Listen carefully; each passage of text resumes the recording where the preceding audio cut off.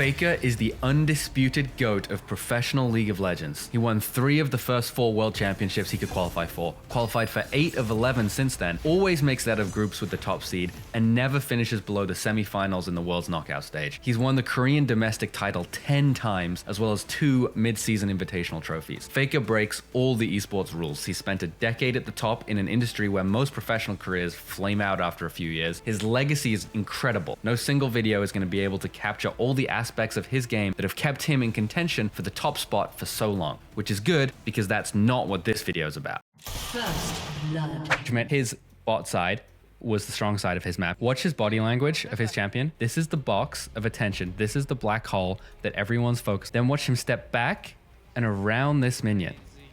Why? Look psychologically what FAKER is able to do to this Orianna. So right here, Orianna stands on the top side of her minion wave. And so we can position in ways that give us tiny little advantages. And so you're liable to be ganked from around here somewhere. But those tiny advantages mean that but watch how FAKER is able to nudge this Orianna. Look what that does.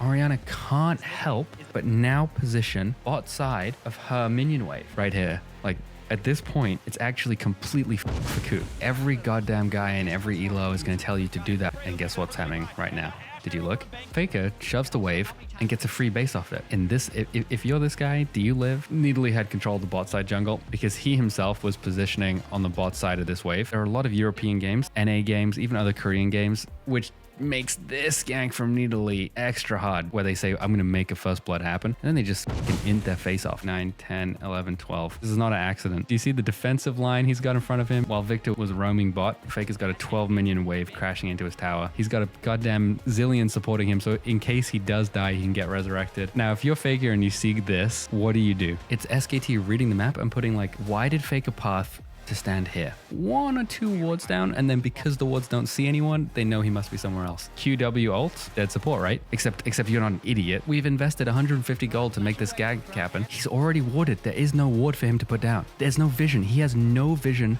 past this bush. He can't see shit.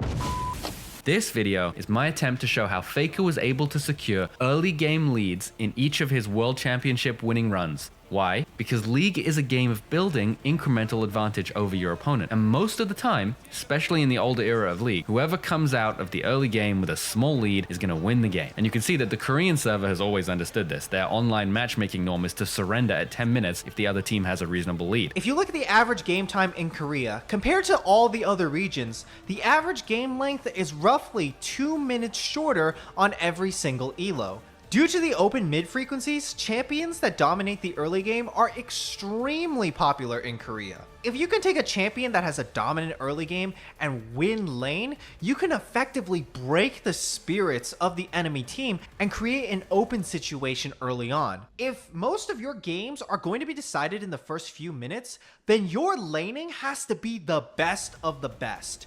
In the West, this mentality is seen as toxic, and yet, at least for that version of League, I think it was probably the technically correct way to play the game. It certainly helped train Korean players to build early game advantages. There's all sorts of ways you can build an early game advantage in League. You can outskill your opponent through sick micro gameplay, you can outsmart them through clever macro play and taking free objectives, but you cannot rely on either of these to consistently deliver early game leads when you get to the world stage. At the very, very top, you have to assume your opponent has mastery already of both micro and macro game concepts. At that level, you win the game in the space between micro and macro by reading your opponent's next moves and misleading them about your next move. And this is what MIT graduate, Street Fighter Pro, EVO organizer, and game designer David Serlin's philosophy on how truly great game design allows for skill expression in reading your opponents, Yomi as he calls it, is all about. And this brings me lastly to another League of Legends all-time great, Apto, who posted a video explaining some of his personal secrets for playing the game when he retired. And in addition to crediting FAKER with inventing some of the most important mid lane warding spots, he said 3 key things that I'm going to focus on. 1, the reason why FAKER was the greatest laner in the world was simply this. 1, he forces the enemy jungler to his lane. 2,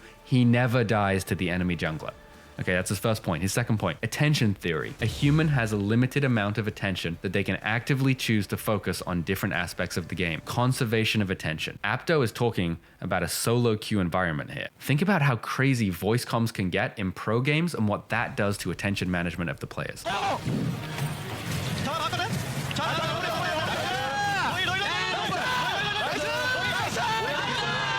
And lastly, this was a throwaway comment from Apto that's going to come up a lot in these clips. I was playing against Faker, and for some reason I kept on losing. My movements were restrained, and he always seemed to know where I was. That's going to be key. So I'm going to pull these comments together in this video and show you how Faker is able to act as a black hole of enemy attention, pull attention and resources towards him and away from his team, not die, and restrain and manipulate his opposing laners' movements in subtle ways that mean they die and Faker lives. All right, here we are. Game 1, 2013 Worlds, semifinals. SKT versus Najin Sword. This goes to a best of 5. 4 minutes in. Faker's playing Ari into Gragas. Tough lane for him. He's losing the 1v1.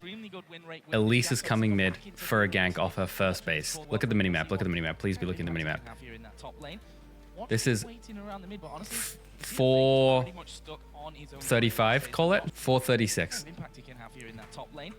Watch is waiting around the mid, but honestly, we see that 4:36. When does Elise leave?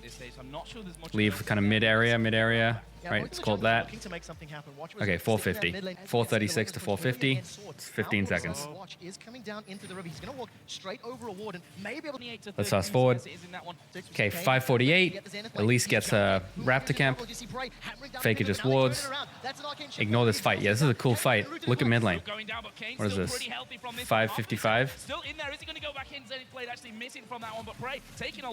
Failed gank 2. When she out? All right, 6:15. Another 15 seconds. Maybe 20. Okay, and then right here, 6:23. Look at the minimap. Lee Sin sees Elise right here. And Lee Sin says to Faker, let's go take Dragon. Bot lane is shoving in the Najin Sword bot lane. They have to back off. This is first Dragon. Lee Sin, look at Lee Sin and Ari pathing. They're going straight to Dragon. There you go. 7-minute Dragon because we pushed bot lane off and we got vision of top jungler, which we were able to get because we had prio on mid. This is going to be the first Dragon of the semi-finals, going over to SK Telecom T1. Very well. There's 1,000 gold lead at 7 minutes. Okay, now look at the minimap. Elise gave up on ganking mid, going to set up camp in topside. So Elise comes into this bush and she just sets up her tent, right? So we can ignore this. Now watch Faker's positioning here. He's pushing the wave. Gragas is farming a jungle camp. Look at the minimap. There's about to be a big fight top, and as soon as the fight happens, look at the minimap. Watch how Faker plays. They're fighting, they're fighting, they're fighting. Look how aggressive he is. Look how he's moving under this turret in mid lane. Now there's a bot lane engage. He goes right back to Gragas. See how he backed off and then stepped back up to Gragas when that bot fight started? Look at him chasing Gragas. Gragas is full HP, by the way. Now we got hit. Right? And so this is something that I'm going to be talking about a lot throughout these videos, which is, okay, so we've got Faker sucking in pressure, right? So he's got a combined, I think we said 15 seconds, a combined 30 seconds worth of jungle attention in the first 10 minutes that didn't turn into anything. Then his mid lane pressure was able to get them vision on the top side jungle, which converted into a dragon. Then, when the jungler went to side lanes to gank, we got fights in side lanes. And as soon as those fights happened, there was no way Faker was going to make it to them. But instead of shadowing, like a lot of mid laners do in any elo that you'll find above sort of silver, I think, instead of shadowing those fights, he immediately stepped up to the enemy mid laner and started a fight. Look, here we are again. 11 minutes. Look at Elise. Boom. 3 ganks. 3 ganks in laning phase. He has sucked 3 out of 5 ganks. All right, we had the 1 failed bot, the 1 success top. To himself, he's not died. He's got a 10 CS lead. And when there was a team fight in a side lane, he blocked Gragas from being able to shadow it. And also, the reason I'm talking about this is during a time when there was incredible pressure on team comms. You know what these team fights are like. They go, you know, everyone's just shouting at each other the whole time during the team fight. During that time, he put Gragas in a position to what is he going to say? Is he going to clutter the team fight more? No, he's not going to say anything. And he has to kind of make him feel like he's playing on an island and can't talk to his team. And then here we are, 12 minutes with a 4th gank mid. Kane's going to get caught by the Strangleforce thrown up into the air. Kumandu and Piglet are hammering away. That's a great solar flare, but it's not over yet. It's Piglet and Kumandu pick up the kill on Kane. Oh no, Kane's sticking around again, but you got to shout out Kumandu for landing. All right, that's the end of the first video. Laning phase is basically over. We have a 1,500 gold lead, and Faker has shown everything that we want. All right, game 2, same series. We have 3 minutes of gameplay to watch here. Look at the minimap, 3 minutes, 40 seconds. Here's Elise going to mid, right? Gank 1 mid, okay? This is same as last game. Okay, we sucked black holes in effect. We sucked jungler to us. Okay, we're happy. We're chilling. That's what we want. We didn't die. We saw the ward. We're all happy. Now look bot here. Lee Sin is down here at level 4 against level 2. This is lane swap meta, so it's one top laner against 2 bot laners. He's going to be down here. He's got a lead because 2 level leads, level 4 versus level 2. He's going to fake leaving. Now, while this is happening, Lee Sin's now coming back into lane. Look at mid lane. Orianna is also prepping a nice big wave for the same time as this bot lane kill attempt that they were talking about the whole time. We have some top skirmishing. We don't care about that. When we tap to mid lane, look at Orianna's pressure. If we get a glimpse of her, see this: 1, 2, 3, 4, 5, 6, 7, 8, 9 minions. She's got a big wave pushed and crashing into Gragas's tower, while this fight was calculated and planned. And what it does is it forces the enemy jungler to make a decision. Who do I go to? Where do I go to pressure? Now, obviously, Elise was already topside, so she kind of has to get sucked in into mid. But here's Elise. Faker perfectly jukes it, right? And I'm going to pause for a split second, right? The commentators didn't even have time to get like hyped about it. So Faker's moves here were calculated because he knew this bot lane gank was going to happen. He was talking. He heard Bengi talking about it. And he's got a big wave that he's prepped and shoved, and he's standing knowing that his bot side is, and I believe he knew Elise was top side because of the lane swap meta. He knew Elise was babysitting the Jax, which meant his bot side was the strong side of his map. He was stronger on the bot side, and so he was positioned on the bot side of his mid lane wave, which is going to come up. You're going to see this come up in these other videos. So when the Elise tries to get the gank on him, he's chilling. He's totally safe. He's not stressed.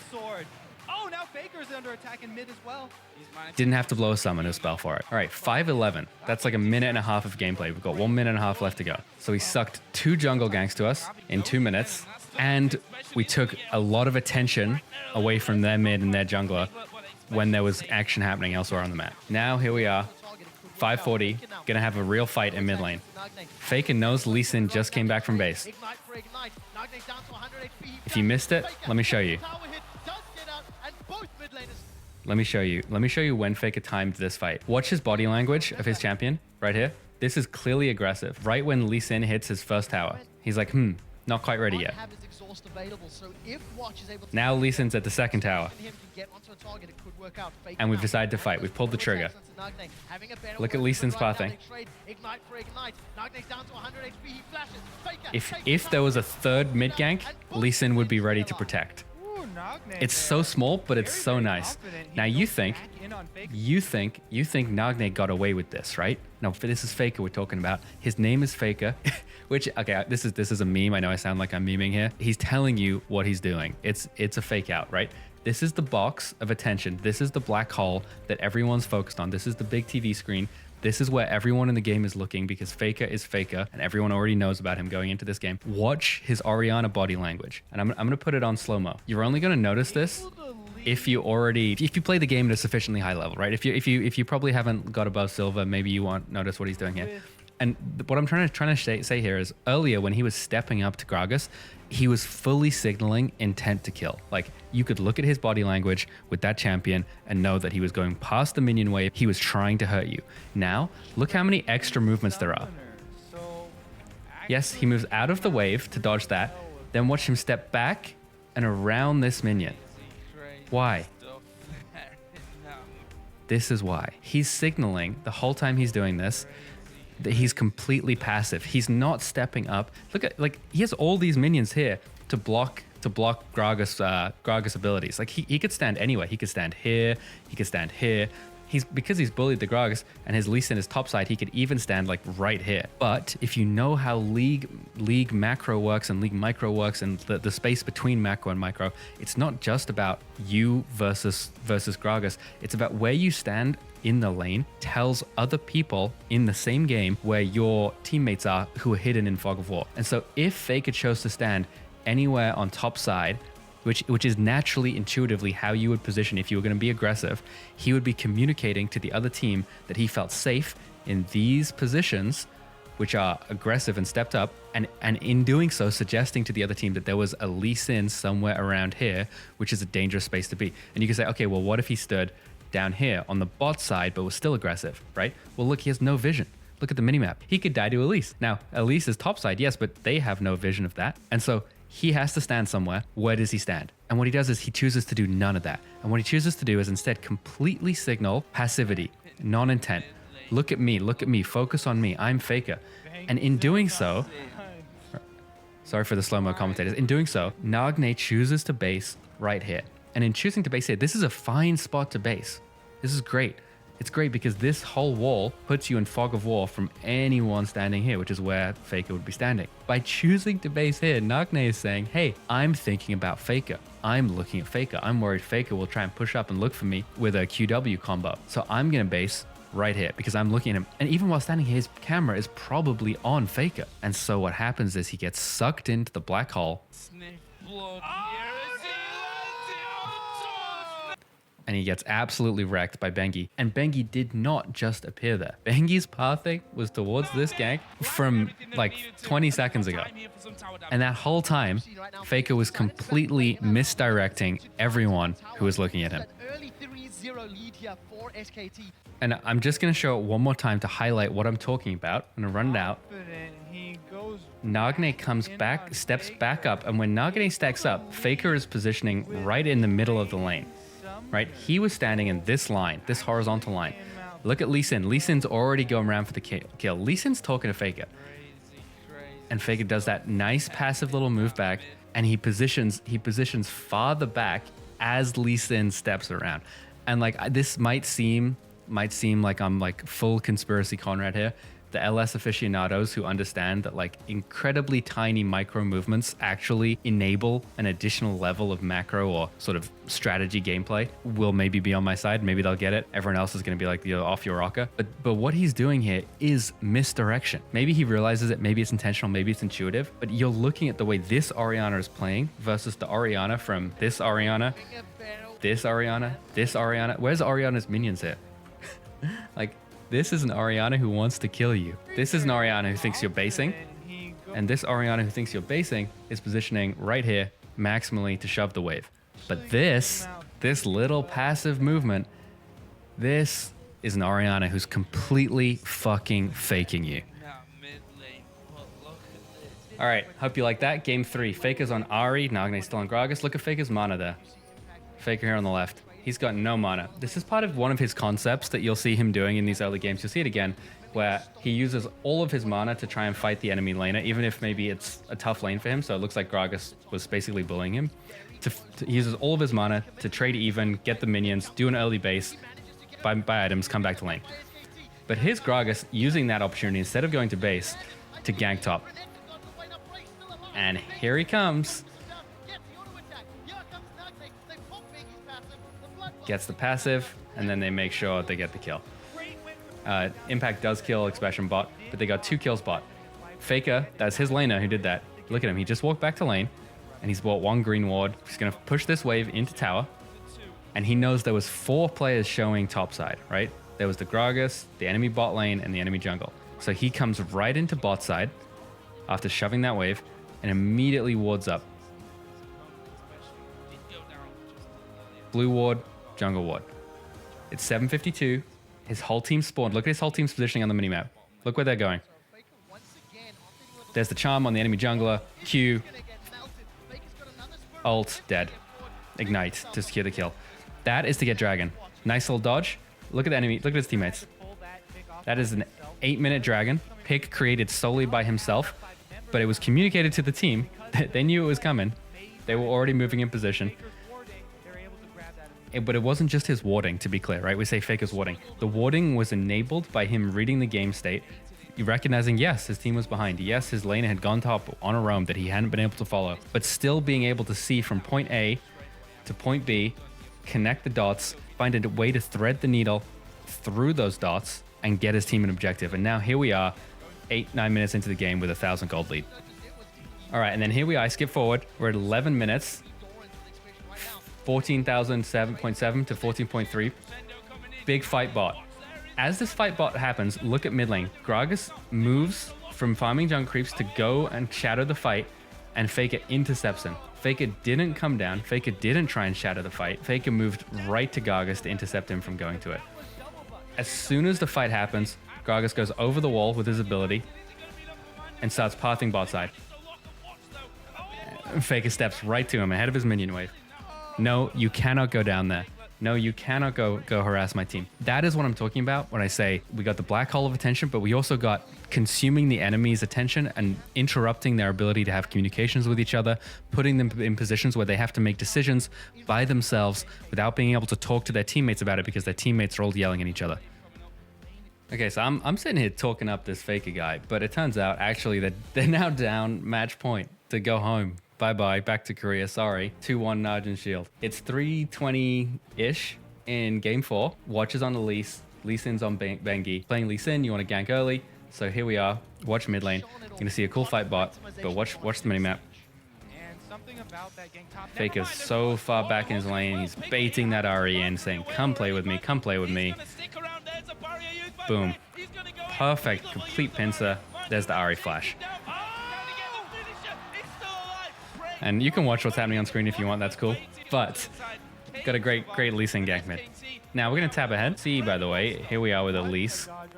Looking for a gank mid. Didn't see anything maybe. Going for jungle camps instead because Bengi showed bot. So now at 4 minutes, Piglet has a 14 CS lead. Faker has a 10 CS lead, despite Bengi giving up first blood during a level 1 engage. Level 1 5-man invade. So now here we are, almost 5 minutes into the game. SKT's Faker has a almost 10 CS lead, shoved in a nice wave. Look at the minimap, look at the black hole. This forces Elise down. Why would you not come there if you're Elise? Elise already warded top side, hasn't seen Lee Sin. Here comes the Elise, and look how Faker's positioned. Look at this. The spider coming to middle again. Right? See how far away from the dangerous topside jungle where we knew Elise was, because Elise was showing top. Look how far from the mid line of the map Faker is by the time Elise comes over here. It is going to be so hard for this champion to hit you with a cocoon. So hard. And so what happens is, because it's match point, because it's Faker's first world championships, the stress is really high, the pressure is really high. He flashes. But you can watch that 1,000 times. That was never going to hit him, because he had so much space between him, spacing between him and the enemy Elise. And so you look at that positioning, and it's such small things, right? You're going to say like, oh, it's tiny little things. But on the world stage, he's playing out Apto's philosophy, black holing the enemy jungler, sucking pressure into his team. And I do think it matters. On this game, I'm letting this play out just for 1 second. On this game, Bengi came mid a lot. These were Bengi's first mid ganks. However, I just played that out because Piglet's career after this World Championship run was pretty cursed. But this game, rewatch it. This is the Piglet show. Faker actually kind of doesn't really pop off for the rest of the game. This is a Piglet game. And Piglet and Pumandu get SKT to game 5 of the semifinals. All right, here we are. Game 5, our first 5th game in a series. SKT are going to do a little invade here. The thing about game 5s, by the way, like maybe you only actually really appreciate this if you've played a competitive sport or been in like a real competition. Anything with a knockout bracket.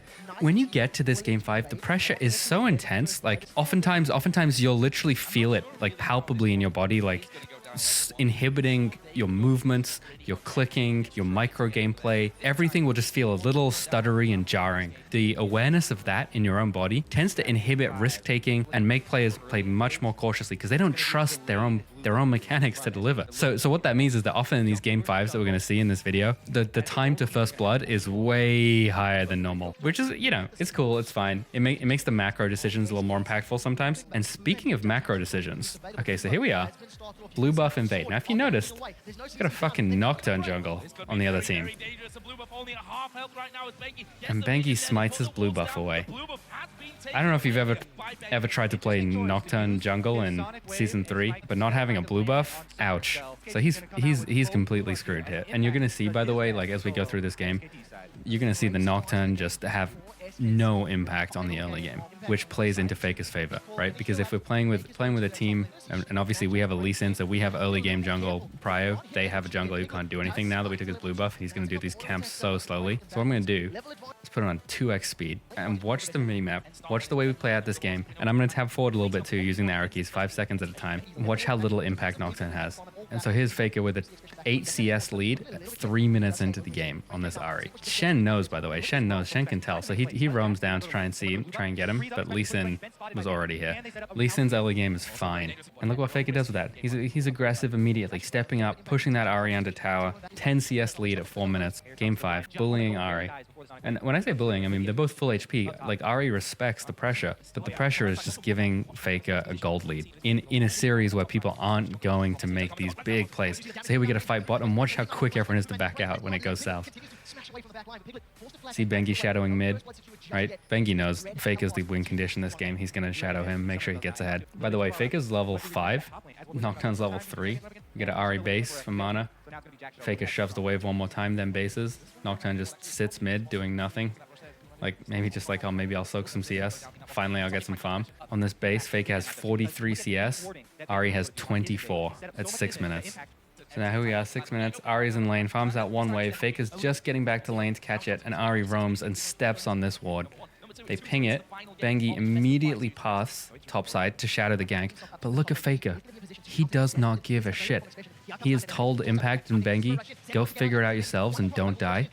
I am going to absolutely put this Ahri in the dumpster from a CS perspective.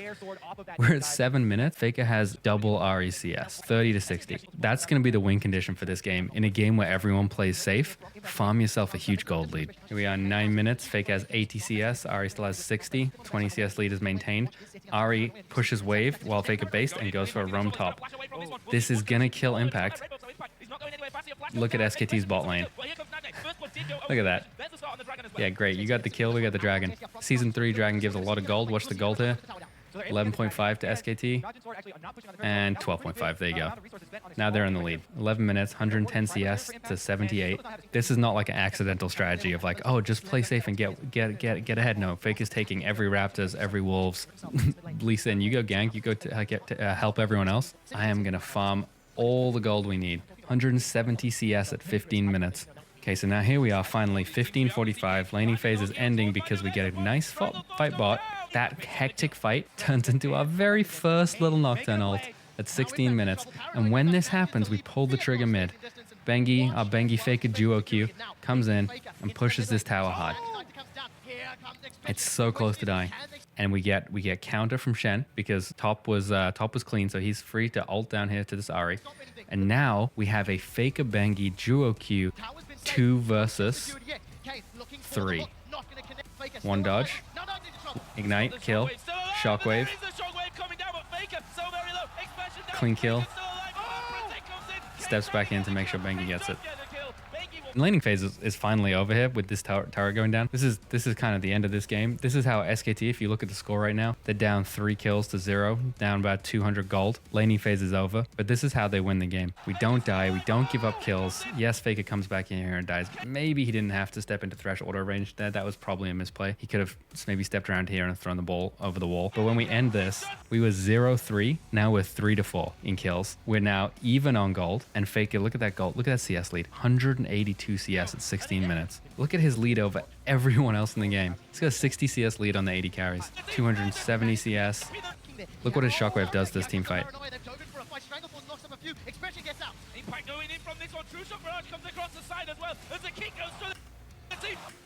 There goes, that was sort of 80% of these two players' health from a single ability from Faker, who is actually level 17 at 24 minutes. The next highest level on his team is 14. On the enemy team, the highest level is 13. Faker has a 4-level 100 CS. He's basically Flame Horizon this team and got a 4-level advantage at 24 minutes. And this was not an accident. This was created by the Nocturne pick, letting him play unrestricted in the early game. Bengi babysitting him to make sure he didn't get fucked with, and just letting him play solo queue basically. And there you go. That's how you win. That's how you win your first Worlds Finals. Except it's not a finals, is it? It's actually the semifinals. We got a real finals coming up, but it's not quite as exciting as this. But we'll be quick with it. All right, first World Finals that we get to watch: Royal versus SKT. Faker is actually on the Gragas this game, so don't get confused. He's losing lane on this Gragas. You just watched him walk back to lane. He's down 10 CS to White's Orianna, so White's must have watched that last game. He's bought double Darns and this green ward. And I'm calling it out because this one little green ward is maybe going to win us the game. He comes down here, look at the minimap, and he puts the green ward Right here. Now you can see Elise is up here, topside, and Elise is going to show. Which means Elise's topside camps probably got taken. So that ward was placed bot side because we suspected that Elise would then path to bot side after her base and then come to gank us through there. Bengi's going to get his wolves here, 555. That ward is still up, and he's going to path around and through. We have not seen Elise show yet on that ward, which means we're safe there, and which means it's not warded at all by Royal. And so round comes Bengi, and look right here. Whites is winning this lane. I talked earlier in that Orianna game from the last series about body positioning and movement. Gragas has been losing this lane. Orianna has been bullying the hell out of him. At this point in time, Gragas just did something that Gragas has not done for the last 6 minutes, which is step around the minion wave and start walking towards Orianna. Now, as you can tell, Orianna's level 6. Gragas is level 6. Gragas has ultimate. If you are sufficiently good at League of Legends, and by sufficiently good, I honestly probably just like gold 5 and above, this movement, even though no abilities have been used, and no jungler has shown on the map, this simple movement tells you everything you need to know about what's coming next. And so watch how Whites reacts before any abilities are pushed. See how he turned? Before Faker even hit that charge, he was turning. Because there's no way that Faker would be standing right here, given that he's losing this 1v1, if he didn't have a plan to fight you. And so he comes in, does the flash knock up, and there's the Jarvan, there's the knock up, there's the ults, there's the kill, 620. That's how you manufacture a first blood out of a losing lane against a team that doesn't quite have as good vision control and isn't quite on the same tier in terms of thinking about moving around the map, which is not to undersell Uzi whatsoever. You can watch the actual series. Uzi's single-handedly putting this Royal team in the finals. And you hear the commentators say, like, great timing by Bengi, coming around just as the mid laners hit level 6, blah, blah, blah. But that was not good timing. That was completely manufactured by Faker buying that ward off a losing lane. And then after this blue handoff, we're going back. We're on the Faker Bengi train. Duo Q right here.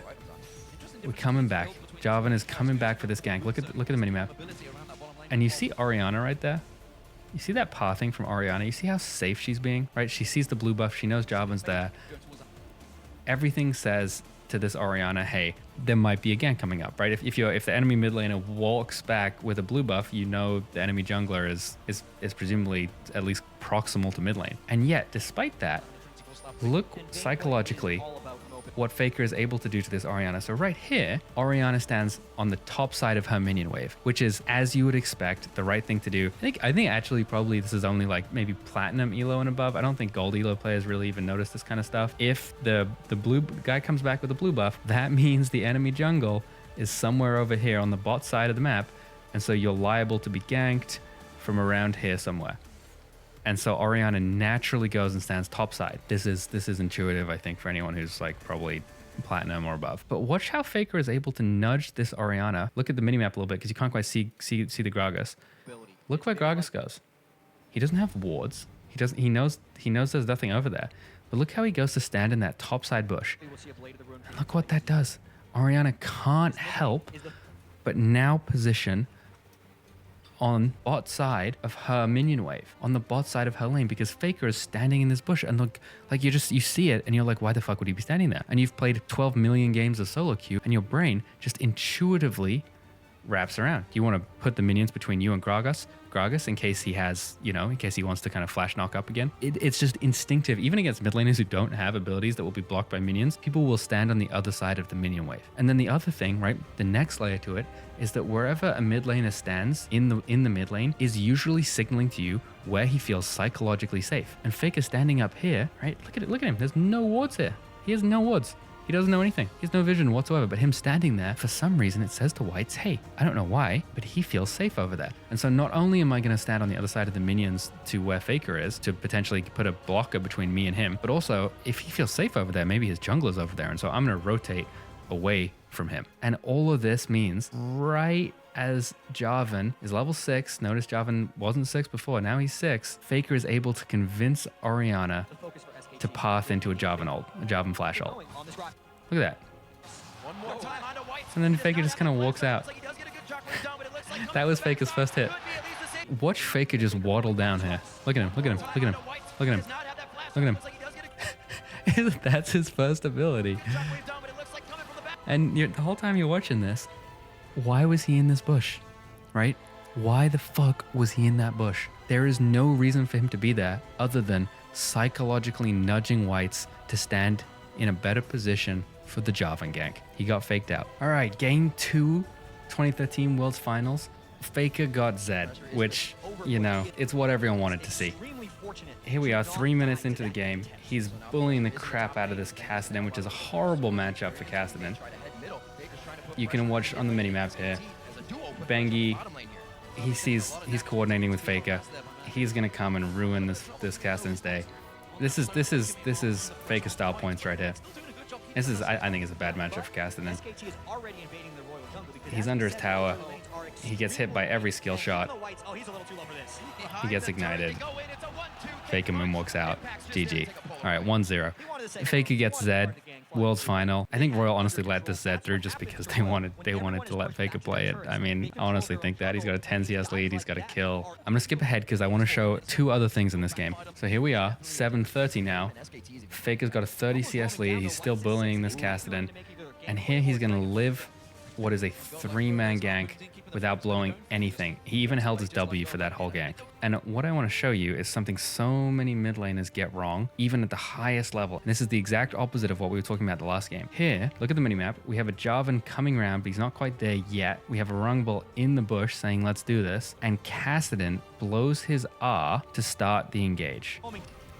RQ. Now, you haven't watched the last 7 minutes of this game. It's not particularly exciting from the Kassadin's point of view, but as you can tell from the fact that he's down 30 CS and you watched him get killed, he has not been having a good lane. And at no point in the last 7.5 minutes has Kassadin RQ engaged Zed. And this is what I talk about, where like the difference between, so like, yeah, you've got your micro gameplay here and you've got your macro gameplay up here, right?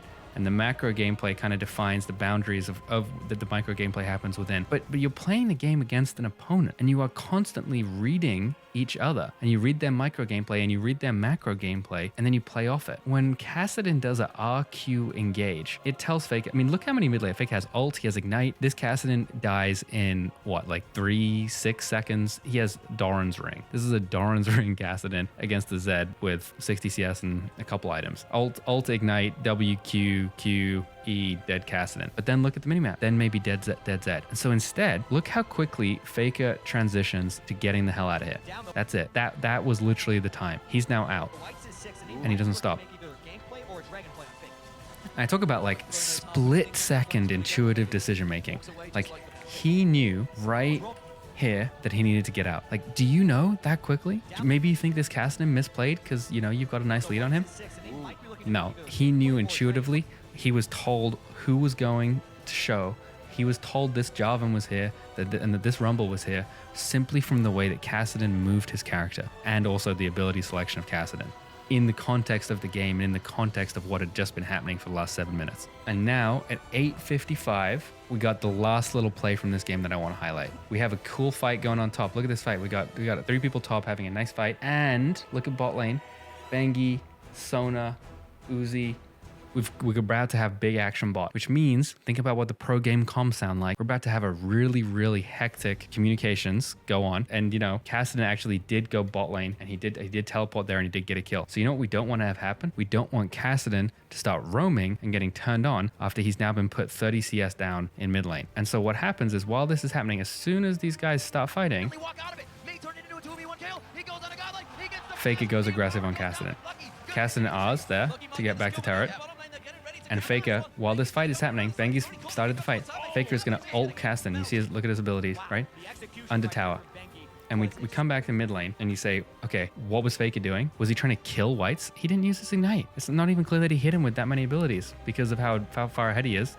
I mean, I think this is probably an ult, an E, and maybe 1 Q. And Faker probably took a tower shot. This was not a genuine kill attempt. That's why the ignite wasn't used. This was an attention consuming move to keep whites here and to prevent comms clarity that could have been used and make him stressed out, make his decision making get really, really pressured and force Royal Club and whites into making ultimately losing decisions and not having the freedom to roam around the map and influence the game. All right, let's go. World's Finals. SKT up 2-0 and yeah, I'm rubbing my hands here, but it's about to be 3-0, spoiler. Unlucky godlike. But he lives. Now, Actually, I want to call out. So we got a Fizz mid here from Royal, which I think might be we'll see. I think it's a White's favorite, but I happen to also be a Fizz one trick. So I have some opinions about the way this mid lane plays out, which is that if you watch Fizz's mana bar, and Gragas is a tough matchup for Fizz, let's be very clear. Bengi comes mid, no gank pressure because we were pushing that wave, right? You see the lack of coordination between this Lee Sin and this Fizz here. Look at Fizz's mana bar throughout this game, and I'm going to tab forward a little bit and show you what kind of happens here. And I'm talking about this because ultimately, if you're going to pick a goddamn Fizz, you need to be getting kills. And it's pretty clear that Faker's the better mid laner here. And so playing the lane for CS to stay even is, in my mind, when you're losing the game, when you're playing from behind, you need to take higher variance plays and look to play to your strengths. You pick a assassin and an early game jungler, you need to be committing, in my mind, to baiting engages, doing what Faker does, pulling the enemy mid laner into disadvantageous positions and then ganking him. And I think if you look at what happened here, right, this is so minor, but Fizz uses his E, which is an AoE first set of the waves. Fizz uses his E to dodge a Gragas ability. Now Fizz has 3 charges of Flask plus potions, and then when he lands here, he's gonna chunk all these minions and Faker. But all those minions means he's now pushing the wave. And if he's got an early game jungler and he needs to start getting snowballs and kills, I don't know. I have some questions about that decision. And so what happens when we come to the lane, right, 245, there he is. Now he's pushing. He's in what I would call a losing game matchup, or a very, very tough matchup, because Gragas is just tanky and has CC of his own. And he's pushing. And look at Faker just freezing it right here. Like, Faker knows. And here Fizz is having to use his E to try and push the wave to fucking reset it. But look at his mana bar now. Look at his mana bar. So I'm going to tap forward. Look at Fizz mana. Just look at Fizz mana. It's empty. Faker's got third of a mana bar. Got a nice little wave pushing on now.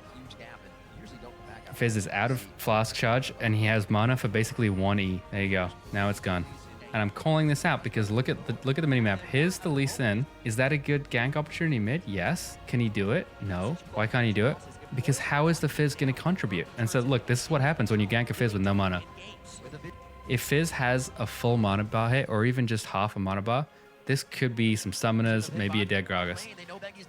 He can't slow him, he can't Q to him, he can't do anything. He's just fucking sitting there right-clicking minions. So Lee Sin comes back again. This is, I think, what, the third gank Lee Sin has tried mid, and compare this to Bengi's ganks, which Faker was able to nudge the enemy into setting up. Fizz has nothing. 100, 200, 300, 400, 500. That's 600 HP Gragas, and you have no mana and half health.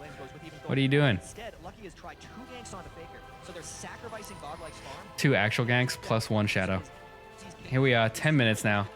Laning phase is basically over, right? Look at this. We got 3 SKT players sitting mid, and you picked Fizz, an assassin who was able to get ahead with 1 kill but full 10 CS behind. I would consider that SKT victory, basically. How are you going to defend this tower as Fizz? Well, I'll show you. He's going to try and E the wave again. And if you ever play Fizz and you throw your E away like this, you're going to end up throwing away a flash as well. And so this is the end of laning phase, and it looks even, right? Like 13k to 13.2, 1-1. But if you look at the win conditions of the team, you look at what's happened this early game, you can see how, like, you know, the SKT is just so far ahead in this game in terms of pressure and ability to do stuff. And then we're going to get this dragon and turn it into a 14,000 to 13,000 gold lead, 15,000 to 13,000 gold lead. That's the end of the game, believe it or not, which is kind of sad. I mean, it breaks my heart, and I'm not shitting on White's here. He's much better at this game than I'll ever be. But I think if you have to understand your comp's win conditions. If you're going to play a Kennen, Lee Sin, Fizz against SKT while you're down 2-0, I think you need to be very conscious about playing for these ganks and playing for this to get kills early. And if you look at how Faker was doing it, he's so good at misdirecting the enemy into making mistakes, using his gravity well of attention to suck people into him, and then misleading them and getting wins off it.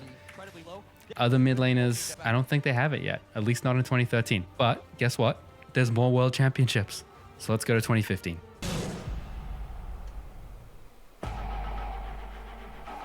페이커는 분명히 2014년에 실패를 했습니다. 팀이 월드에 나가지 못했고 상처를 한번 입었다고 할까요? 하지만 상처를 입음을 통해서 더욱더 단단해진 페이커이기 때문에 지금의 페이커는 2013년의 페이커보다 더 무섭습니다. 한번 내려왔다가 다시 이렇게 올라갔다는 것 자체가 거의 불가능에 가까운 일이라고 개인적으로 생각을 합니다. 노력, 그리고 결국 끊임없는 본인과의 싸움 아닐까요? 그냥 시즌3랑 지금이랑 비교하면은 그냥 여러 방면에서 뭐든지 더 잘하는 것 같아요, 그냥. 쿠타이거스는 SK텔레콤과 정반대에 있는 팀이라고 할 수 있죠. 왜냐면 만든 지 1년도 되지 않았습니다. 그리고 페이커처럼 믿고 따를 수 있는 그런 리더가 슈퍼스타가 있는 팀도 아니거든요.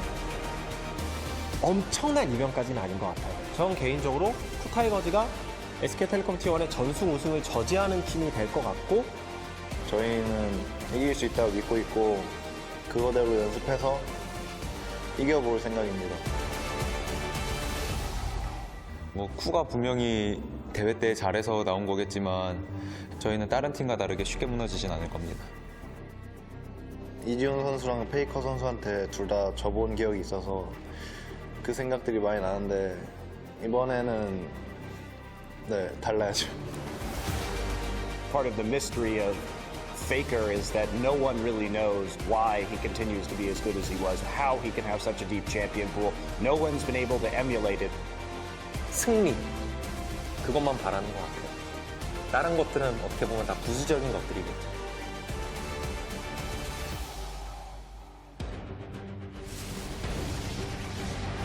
FAKER wreaking havoc inside the base. It's time for SKT to make it to the finals undefeated. KOO will get themselves the ace, will get themselves the base, and will earn themselves a shot at the Summoners Cup in Berlin against SK Telecom. All right, Game 4 of SKT vs KOO 2015 World Finals.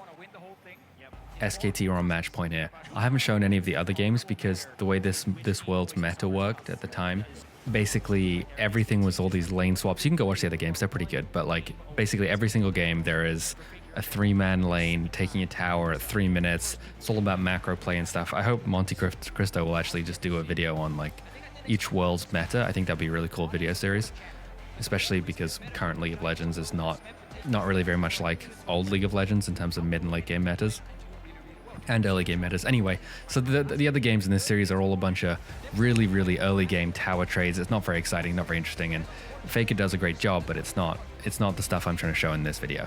So what I'm going to do is I'm going to show this game, which I'm going to boost the speed to 2x. Part of the thing on this game is that, as I've talked about, the final game in any series, when it comes to a head, you get all this extra pressure, which then the extra pressure makes people play more conservatively, and that, for whatever reason in this series, means that the final game is the only one in the series that has actually resulted in standard lanes. And so we get basically a very vanilla, regular game to watch at the end here. This is what you'd expect if you're playing solo queue. Now, with that description out of the way, unfortunately, again, it's going to be a pretty static game for the first 8 minutes. So I'm gonna tap forward a little bit so that you don't get bored. You can see basically the lanes are all pretty evenly matched. KOO Tiger's bot lane is slightly ahead. You know, his prey, again, getting denied a World's Championship by SKT. And then here, watch this invade by Elise. So Elise does this invade, sorry. And you'll see that FAKER right here has his ward active. And if you go back and watch, he hasn't used this ward, even though he's held it for 2 minutes. He's had this ward active for 2 minutes. And you think, okay, why? What's going on? Why is he sitting on this ward? The answer is because he wants to ward right when he hits level 6, because that's when his kill window is. And as we've seen before, it's very important to him that he knows where the enemy jungler is so that he can get a kill at level 6 without dying. Level 6 being his turbo power spike. And so you'll see on the minimap, he takes advantage of this invade and the way that he's slightly pushing the lane. You know, he's used a little bit of mana now to push up in timing with Bengi and drop a ward over that wall on the enemy Raptors. Okay, so now he's warded. And you'll see from the way he's positioned now, he's about to hit level 6. You'll see he's being very aggressive. There's level 6, boom. And he sees Rek'Sai coming here. And so he unfortunately has to back off and move to the safe side of the lane, which is a real shame because that lets Kassadin hit 6, which kind of negates some of Ryze's kill pressure, although not all of it. There's another gank topside. So a lot of pressure topside. You'll see also the other reason I didn't focus on the prior games is Marin is an absolute Chad in those games. And it's hard to talk about Faker doing this, Faker doing that when Marin is just kind of laying down the law. Okay, we're coming along here. Look at Faker's mana bar. It's full. He based. He has a tier. He's building mana items. There's the first bit of action. Basically, if you're not familiar with this meta and what Ryze was like back then, think of Ryze as his mana bar is effectively his cooldown bar. So he doesn't actually have cooldowns, he has a mana bar, and he will kill you with mana instead. So you'll see he activates his ult here, which lets him use all of his abilities, but Kassadin times his ult out, and so Kassadin R's out and gets out of range. This is why he wanted to ward at level 6 when he had the level 6 push on Kuro, and Kuro was level 5, because he wanted to kill him. You'll see he hit Kuro with one ability through his magic shield and chunked him for that much and cleared the wave. However, it also consumed, what is that, a third of his mana? But if you look at Faker's ult timer on Ryze, I think it's like 20 seconds or something. That was the first bit of action. The reason I showed you that is to highlight the damage potential from Ryze in this meta and how Faker is playing around it, because no one else played this champion in this Worlds, basically. Look at the minimap. Look who we have top. We have all this action top, okay? So I'm going to show you, we're going to get a pretty cool little fight here, right? Watch Bengi. The commentators think Bengi doesn't see the Rek'Sai, but he does. Bengi walks right past. Here's a teleport from Faker, cancelled. Bengi flash, Hojin flash. Cool, cool, cool, right? Commentators going crazy. And hopefully at this point in my video, you know I'm totally just trying to distract you from what was actually happening. But don't worry, we'll go back to it. Yeah. Faker's teleport got cancelled by Kuro. Right. And now, this is how you win a world championship. There you go, boys. There's a fucking $1 million. Congrats. I hope you like it. All right, now I'm not actually trolling. I'm trying to show you what's actually happening. So let's go back and rewatch that, but without completely inting our analysis here. So this is where we are, 8:20 on the clock. Faker has everything. Look at the minimap, okay? There's a fight going on here, and you can see Faker semi-seriously tries to teleport to this fight.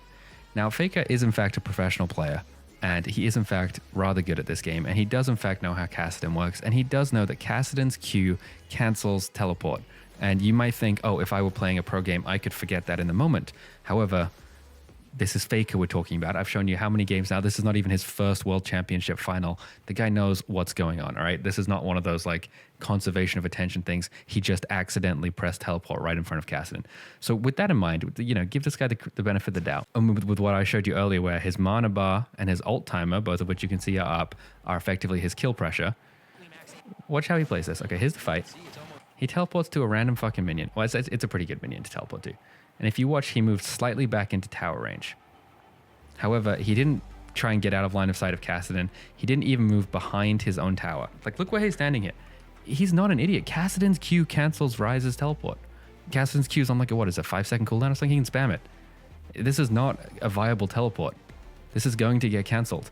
And any Kassadin at full HP with flash and ult up would easily gladly take one tower shot for this to cancel this teleport, right? And if you're thinking that, you're thinking, holy fuck, that's exactly the point. The point is to get Kassadin to take one tower shot, because then he's going to die. Like, Faker doesn't even have to cancel this teleport. He's gonna get Kassadin to cancel it for him, and then he's going to kill Kassadin, right? Now you know what the actual point of this play is. Watch. Don't look at the screen. Look at Faker's and Kuro's health and summoners right here. I'm gonna go slowly through it.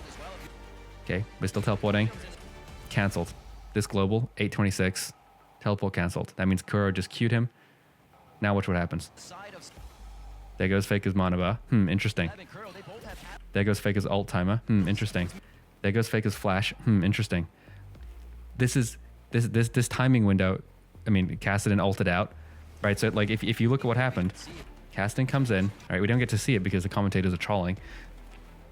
Kassadin Qs Faker, cancels the teleport. Ults out when Faker pops his ult, right? So now Kassadin has jumped out with his ultimate. Faker immediately flash follows, starts chunking Faker's mana. You all think of all of this as effective damage on Kassadin, right? There goes half Kassadin's life.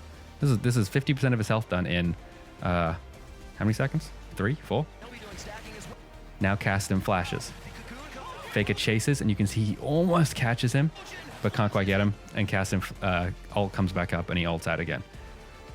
This is and this goes to what I've been talking about in the other games. I like that this game happens after we've seen Faker doing this time and time again, where he takes advantage of a fight elsewhere on the map and the hectic comms that are obviously happening between the teams here, right? You can see their faces. Look at them talking to each other, right? People are talking. He takes advantage of this to spring his trap on the enemy mid laner. This is now 2 years worth of games on the world stage to do this, and in the moment, Kassadin thought he was getting the jump on Faker, and the entire plan was to kill Kassadin. And what's great about this plan is if Kassadin doesn't take the bait, Faker does get a double kill up here top line. It's a catch-22 for Kassadin. It's a very well constructed play by Faker. Put yourself in a position where if you don't get your teleport cancelled, you win, but bait the other person to canceling your teleport so you can get first blood. This basically, it's fantastic. And if you're looking at it, you're like, okay, well, it didn't work. Kassadin's pretty good. You're like, yeah, Kura's pretty good, right? Kura's pretty good. But here we are. You're looking at Rek'Sai coming down because what has Kassadin just told Rek'Sai? Faker flash burned, Faker ult burned. Given that nobody plays Ryze in these games, does Kuro communicate to Rek'Sai exactly how short Ryze's ultimate timer is? Let's give him the benefit of the doubt and say he does. Let's pretend that he says he does. I think he doesn't, because otherwise Rek'Sai wouldn't have made this play. I think what he says to Rek'Sai is Faker no flash, Faker no ult. And I think Rek'Sai comes around and sees this. But what we were talking about with that Orianna game earlier, where I was like, okay, look at Faker's positioning. It's the micro stuff. It's the LS stuff, right? Like, look at the way that he moves his Orianna behind the minion to signify for a split second that there's no kill intent whatsoever. That Faker that I was talking about, that is not this Faker. If you're looking at this guy, this is a Ryze dancing on the edge of range who wants you to ult into him, but not able to do damage and get killed. Look at the way he's dancing here. He's dancing on the edge of Kassadin ulting in, not being able to like do anything, and getting snared by Ryze's snare. This is aggressive posturing. Here's the Rek'Sai, and it's over. You got enough mana for kill. Now the mana usage is perfect. I mean, it's literally perfect. Kassadin realizes it's completely fucked and just presses ignite after Rek'Sai dies. Faker walks back and goes and buys his catalyst to start building Rod of Ages. Gonna be right on the 10-minute mark. Where's that Donghua video? If most of your games are going to be decided in the first 10 minutes, SKT now have elite. This is how you win $1 million. And it's like, where did this play come from? Where did that first blood come from? How was it created? Well, it's created by an intelligent bait, right? At 820, here's the intelligent bait. We're gonna get that TP that gets canceled, right? Then we flash in. We get Kassadin's flash. So now my mid laner thinks, my opposing mid laner thinks, oh, we both blue flash. We're both in the same position, right? And this is what I talk about, where he's like constantly faking. Faker is faking. I don't want to be a fucking meme here, but like, why is Kuro still here? Now he's still here because he's farming, blah, blah, blah, blah, blah. But if you look at the way he's moving too, and obviously here's the Rek'Sai, right? He's like talking to Rek'Sai. He's here because he wants to kill Faker, right? Like the black hole is in effect. Faker blew his flash on a champion with no mobility tools, right? I want to kill Faker. This is the unkillable Demon King. I want to kill him. He's blown his flash. He baited me, you know? Or maybe he thinks he got baited. Maybe he thinks Faker just like pulled the trigger instantly. Whatever he thinks, hey, I came out of that alive. I have Ignite. Let's kill this guy. You know, was that the right decision? I mean, Kassadin doesn't have the damage on tap at level 7 with a goddamn catalyst. Ryze doesn't need items. That's the secret of the character. It just needs mana on this meta.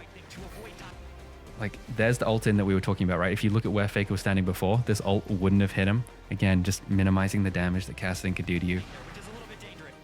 Like, here you go. They ulted, missed the Rek'Sai, right? You've got enough mana, just... And Kuro's walking away. Like, he's like, bye, buddy. He only comes back because he realizes Hojin's killed. No knock up, no nothing. Right? Like, why didn't Rek'Sai get the knock up here? Right? Well, of course he can't, because the burrow was out of range, right? But it's like, yeah, this stuff is all intentional. Like, and this is where the LS aficionados are just right, fundamentally, that like impeccable micro changes the kind of macro that you can play. And like, yes, Faker does have impeccable micro by standing in a way that, like, you know, he just couldn't get knocked up by the Rek'Sai, who doesn't have flash, because we just heard that he flashed topside. But like we know this stuff, and so we can position in ways that give us tiny little advantages. But those tiny advantages mean that when I'm standing, not there, right here, like at this point, it's actually completely fucked for KOO. Like miss, no knock up, no flash. At this point, the safest thing to do would be to run the fuck away. And like with the way FAKER is positioning, he hasn't quite decided at this second to pull the trigger. Like you still have maybe a 0.2 seconds to live, right? Because you see how he takes those extra steps. But with that Q, think about the abilities that are now on cooldown. We've got no cast in R, no cast in E, no Hojin burrow, no Hojin Q. I mean, what are you gonna do to this guy? Right? Now you're dead. Anyway, the black hole was in effect. People get too greedy trying to kill this guy because he just stands on the edge and taunts them and teases them, and they think they have it and they don't, and then they get faked out. They get black holed into oblivion. The jungle dies, the mid dies, everyone dies. There you are. Now you're down. Now you're losing the World Championship final game. You already lost 2 games. You know it's match point. You know, look at people's faces. They're gonna start tilting. And I'm not going to play the rest of the game. It doesn't really matter. All right. That's what... like, are you seeing this? Like, welcome to Rise 2015, by the way. The commentators didn't even think this was a kill opportunity. There's, like... like, the commentators didn't tab up here for a second. See how he tabs down here to watch a random tower die? And it's like, look, against FAKER's Rise in 2015, this is actually kill range. It's like, in the mid game. Boom. Look how much mana he's using, by the way. Cool, done. 3-0. Psychologically, this team is fucked. Look at their attitude. They're dead. Right? You can tap forward through the rest of the game, and it's over. The other games that SKT won in this series were mostly Marin games. It was macro games, it was team play, it was rotations. There wasn't a laning phase to speak of. And this guy gets to win the World Championship with a mega scoreline. 9-0-4. Like, that's a nice way to win, right? All right, guess what? There's more games. This guy's career didn't end in 2015. It's still going. Let's get some more.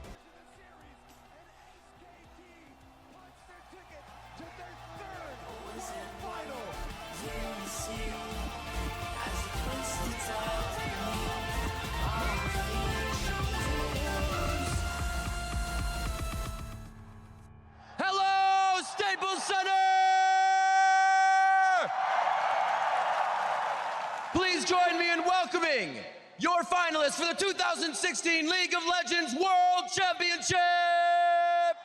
All right, 2016. This is actually the semifinals. I know we're all waiting for the finals because that's what I already did a video on, and we're going to go in depth on that later. But this is Rocks versus SKT. This is also a 3-2 win for SKT, just like the finals, which means it's a close game. The games are actually really good. I think 2016 Worlds is maybe one of my favorites in terms of meta, gameplay. I feel like this is kind of like, I don't know how to describe it. I feel like this is like the peak of old League of Legends before the game went off the rails with the mobility stuff.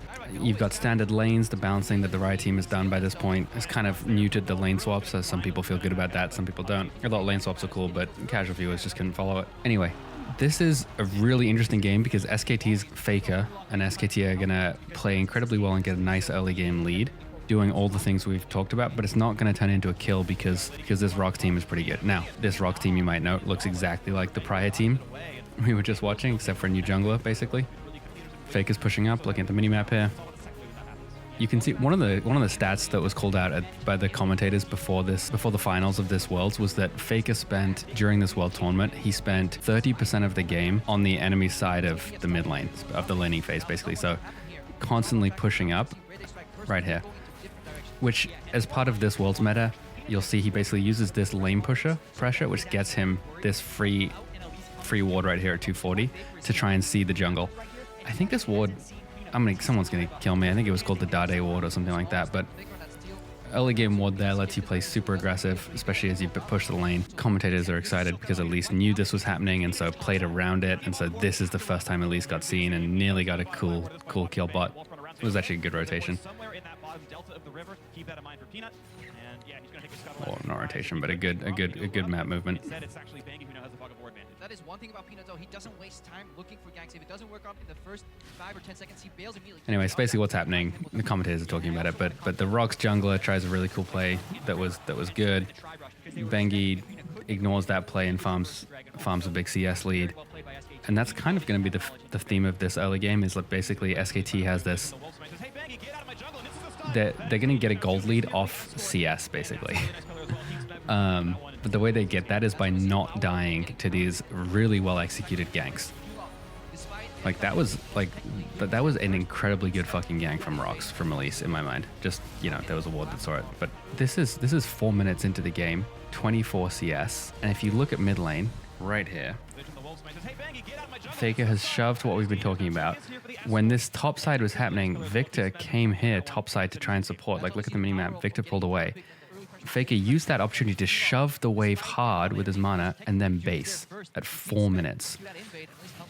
I think this kind of just speaks to, again and again, like, what you keep seeing from this guy is that, like, we're now, what is this, 2016? We're now 3 years into these Worlds tournaments from Faker, and he doesn't chase his team on team fights, which is an instinct that mid laners have in gold elo, platinum elo, and then you see Kuro doing it here. Like, what did Kuro gain for shadowing topside there? And you're gonna say every goddamn guy in every elo is gonna tell you to do that for your team. Faker shoves the wave and gets a free base off it. And so now he's basically even in CS, but he has boots and Dorans, like a second Dorans ring. Because of the way the wave dynamics work, and so here's the CS lead developing from jungle mid, and by mid I mean like not being behind. Right.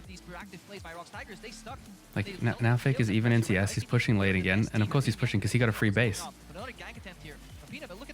which is going to matter because now we're level 5, and we got a free base off, and so like look how much he's bullying Kuro off Victor's level 6, which is his huge power spike.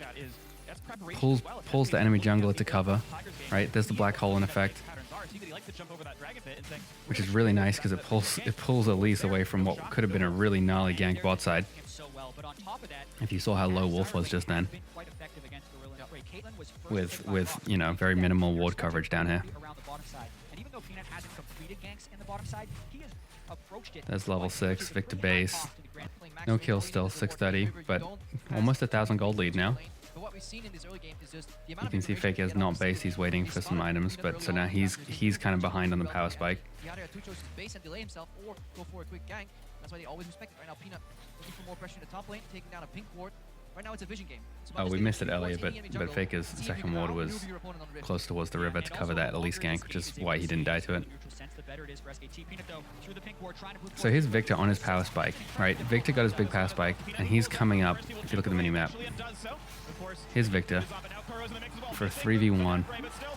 Incredibly well executed gank. And, just huge credit to Juke. Fight bot. I don't know, is it worth me to keep calling out? Look, the commentators are going to do it as well. Commentators are just kind of surprised. Faker, what did they say? Faker could peel off, but he didn't. And now here we are. When Victor came back to lane, on his power spike, he was even with Faker in CS and ahead on effective ability power on his character. Now he's down 20 CS, which is more than a kill basically, although not first blood.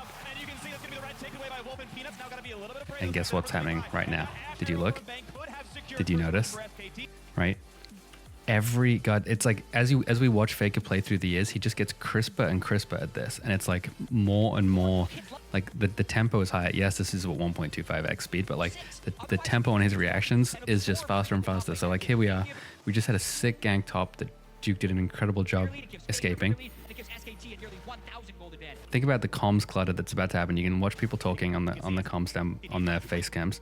Although Smap's not saying anything because he's not involved in this. He doesn't want to distract. We got Peanut, Gorilla, Bengi, Wolf. We have an Ash Arrow sail by. And what you also have is we saw Victor use his ult in that topside gank on Duke, right? So he doesn't have ult. Faker's got ult. He doesn't have the ability power because he hasn't gone back to base for a while, but he's got his ult and he wants to use it on this Kuro. And basically, instead of having ability power, he's like, well, my ult is effective player character power. And so you see him trade his mana, and you see that mana trade turn into Kuro's health disappearing. And then there's the ulti. Boom. And not only is that great, right? Like, rewind it. I'm not going to play it again, but look at this positioning over this red buff fight. How does this go? Zyra steals this, by the way. SKT steal this red buff. How does this go if Kuro isn't getting pressured right now? Right? You can almost see like Vega like fake to base. Like, if Kuro can walk here, this gets fucked, even if he doesn't have his ult. Yeah, anyway, again and again, you're going to see that Faker make these kind of like, it's not the fog of war because you can see it, but it's like the clutter of war, the friction of conflict, the noise of war. In the moment when a team fight happens, in the moment when someone starts fighting, and therefore starts talking on comms, he pulls the trigger on the enemy mid laner and says, make a decision now. And every time it goes in his favor on the world stage when there's all this pressure. So now 9 minutes, 1,000 gold lead exactly for SKT with no kills, right? And so we've managed to eke out some gains by not dying and having, you know, excellent CSing and using kind of the fact that we don't die to take advantage of lanes where there are no players. Anyway, now Orianna base, got some items. So we have one more key play coming up on this game. This is the Apto theory in motion. You can't really zoom out, so you have to look at the minimap. But the gravity right here, the gravity well is in effect. Faker has ult flash ghost. Kuro has ult flash ghost. Everyone has full health, everyone has full mana, and we have a lot of rocks pressure looking towards mid. And so, you know, the Apto point is that Faker does all this stuff. Not only is he fantastic, he sucks the attention, blah, blah, blah, pulls the pressure away from his team, all this wonderful stuff, confuses the opponents, makes them make choices, and then doesn't die somehow.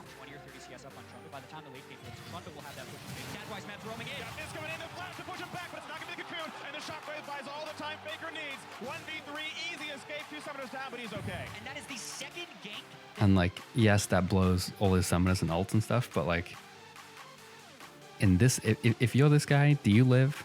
I don't know, I'm not gonna like draw on the screen. I just think it's kind of magic to survive this game. Flashes the Vic to W. Anyway, I think it's pretty cool. So yeah, let's go to the next game. Game 2.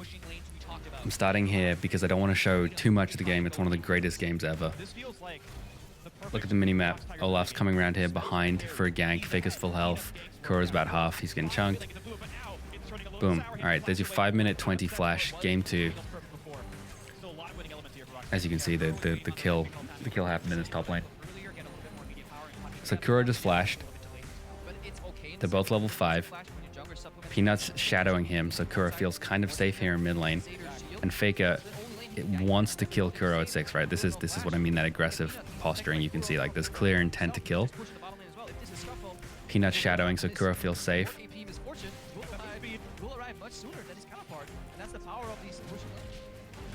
Just watch mid lane, just watch mid lane. There's the 6, there's the flash, there's the kill.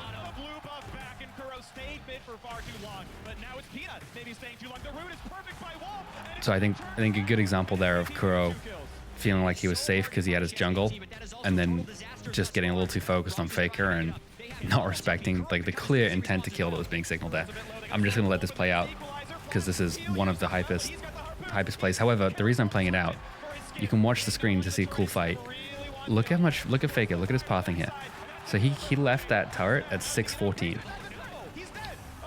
Okay, now his wave is completely dead. 6:36, so that's 20 seconds of wasted time. Now he has to refarm this wave in order to start getting chip damage on this tower. I only call this out because I've just watched what is this, 3 straight years of this man's early games, and he never leaves mid lane. I mean, he doesn't want to leave. The only games he ever leaves mid lane are games that his team is losing and that they ultimately end up losing. So here he is getting pulled away, and I call this out. Not to try and say Faker sucks. Obviously, this whole video is saying that he's the GOAT. My take is that, at least relative to how he normally plays, that was a mistake. I'm gonna fast forward here because the rest of the game is all rocks. That was 6:14 to 6:40, and I think Faker basically gave up an entire wave's worth of chip damage on that mid tower. So I'm gonna skip through all this. And if you look right here, FAKER is chipping away at this turret at 13 minutes. And I think this turret dies here if he'd been serious about chipping it earlier instead of wasting what was effectively 40 seconds. And so this little fight happens. There's a big fight bot. You can see again in this fight bot that happens. This is 6 whole minutes later. All right, just watch the mid lane for a sec with me. Look at FAKER's pathing. See how he leaves this tower, but his opposing mid lane has teleport, so the Karma just gets in here. And again, all this time wasted. And I only call it out, not to say that it's like objectively wasted. I know that this is basically how every other mid plays, but this isn't normally how FAKER plays. And I think part of it is in his mind. I think his bot lane is just asking for way more help, and he feels like he has to help them. And it just pulls him away and results in what was, I mean, look, you can look at it here, right? So what is this? This is 12:34 on the timestamp, 12:28, 12:22. When does Karma teleport? It's about 12:26, right? So he could be in lane at 12:26 instead of running, and he gets back to lane at 12:45. So collectively 40 seconds of time he just spent in this laning phase, or at the end of laning phase, that he could have spent chunking that turret and didn't. Anyway, that's all I'm going to show from this game. If you look at the YouTube comments, this is considered one of the greatest games of all time. I think this whole series is amazing. You should go watch it. I'm just going to go to the next game. Okay, game 3. We got FAKER on Orianna this time, and Kuro's on Victor. I'm just going to play a little bit from this early game. Again, Rox plays through their bot lane fantastically, and you should just, give them kudos. But look at this mid lane. FAKER, incredible early pressure, and then goes for what is, I guess it's the Dade ward, but it's way too early for it to be that. But he's trying to watch basically this Lee Sin to see when he comes across and get vision on him, which is what happens, and so Lee Sin has to kind of take a different path. Here's the Lee Sin, and you can see he realizes, and then does a great job dodging that ward. See how aggressive Orianna's pushing up again. Back to some of the stuff we've called out earlier with FAKER trying to suck the pressure to him, trying to beg for a gank. But it's kind of interesting that Peanut doesn't do this gank. Like as in he didn't go around the round and try anything on Orianna from this side. But I guess that's the point, is he knew there was a ward there, and so he's gonna go around to mid, right, and gank from this side. So look at Peanut now. Look at all this pathing to get a gank on mid. So Olaf sees him, and then Olaf also warded. You see this ward he put right here? It's hard to see on the minimap, but Olaf did ward there. And I'm letting this play out because I'm curious if you think FAKER sees Lee Sin right now. So Lee Sin is standing on that red ward. I'm just looking at the minimap, right? Does FAKER see it? So he's standing on his bot side of the wave, which suggests yes. But then look what he does.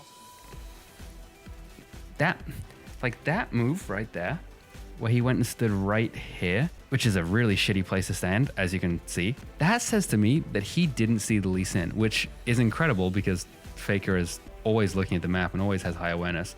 I think he might have been looking at the bot lane, because they've been the greatest point of weakness for SKT in this series. Which, watch the series to see how badly the bot difference is in these early games with this Ashe misfortune duo.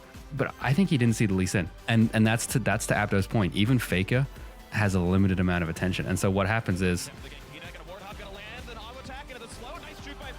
he does a great job with his mechanics and great jukes, and I think he gets a little lucky there, but he ghosts as well, and basically he has to blow ghost. So I think he doesn't see the Lee Sin because he wastes a summoner for it, and everyone falls victim to a limited amount of attention in a pro game, especially when your team's losing, especially when there's a weak point on the map that's forcing you to kind of spare some brain pressure for them and have to listen to them talking. All right. And then they try the same gank back on Rox. So Olaf comes around this time and doesn't really work out for him. However, you've seen the Zyra path up here, and they don't have vision on Zyra. There was no way they could have got vision on this Zyra. So he just drops that pink ward. Not bad, but all right, that's all we're gonna watch from this game. The rest of it is all about the Prey Gorilla Ashe misfortune duo and Peanuts ganks. So I'll let you watch it yourself. Okay, here we are, game 4. Match point to Rox Tigers, semi-finals 2016 Worlds. And if we look at the strategy here, it's pretty clear that SKT is doubling down. They need to make sure this bot lane stops getting absolutely rocked by the Rox Tigers bot lane. So FAKER's got on Zilean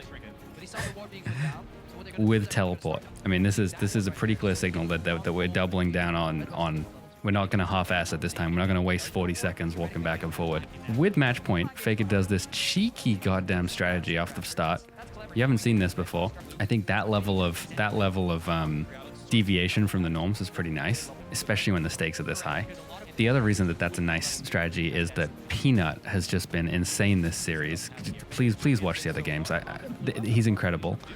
And Peanut, in terms of turning on the bot lane, has just been and getting Smeb ahead. He's been all over the place. So delaying him there a little bit is also nice. The other thing I'll say, just as we're getting into this, Rock's banned 3 goddamn mid laners. So this is match point to win the semifinals, to go to the finals. Faker is the only person who's had like positive impact on these games in terms of, well, Duke had a good game, but the only person who's really looked like a light. And then he's got to go into this game down match point with 3 bans targeted to him. And Rox is not subtle about this, just ban. Meanwhile, by the way, SKT banned the Misfortune that Rox was using to blow them up, which was very spicy because, as you can see, the Ash arrows were actually pretty critical. Anyway, Victor pushing up. I think he has some strong presence in these early lanes. So what you see here is the question as always is, at what point was this gank communicated to Kuro that it was coming? I think what you see, if you just watch the way it plays out, is that Olaf basically had control of the top side, Needly had control of the bot side jungle, and you can tell that Faker actually didn't feel confident because he himself was positioning on the bot side of this wave, which means that he wasn't effectively faking anyone out, which makes this gank from Needly extra hard. I mean, this is, if Faker had been able to stand more centrally or even more on this side and therefore push the Victor towards the bot side even slightly, this would have probably been first blood at 3 minutes. Unfortunately, they weren't able to do it, and they weren't able to quite create it. Getting a flash is still super worth, and it's going to turn into something later. Part of it is the fear factor, right? Like, Olaf's gone back. Do they chase? That is the give right there.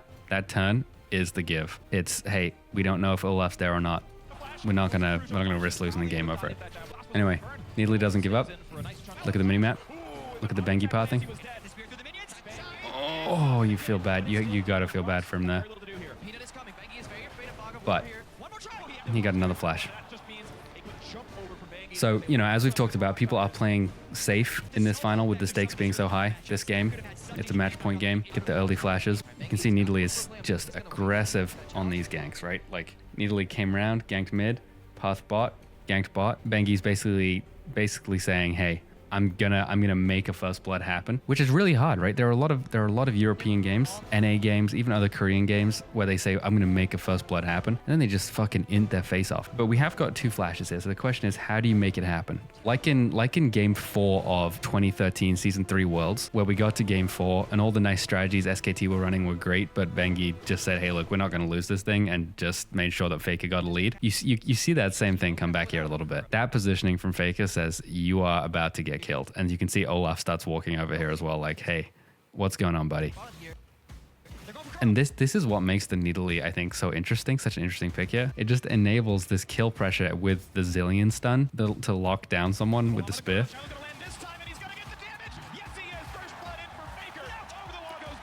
That's really nice. It turns... Like, this combo actually gives Zillion, I think, kill pressure that a lot of other jungle mid synergies wouldn't have. So yeah, so basically, like, if you look at that play, it starts back here, right? And this is 350 on the clock.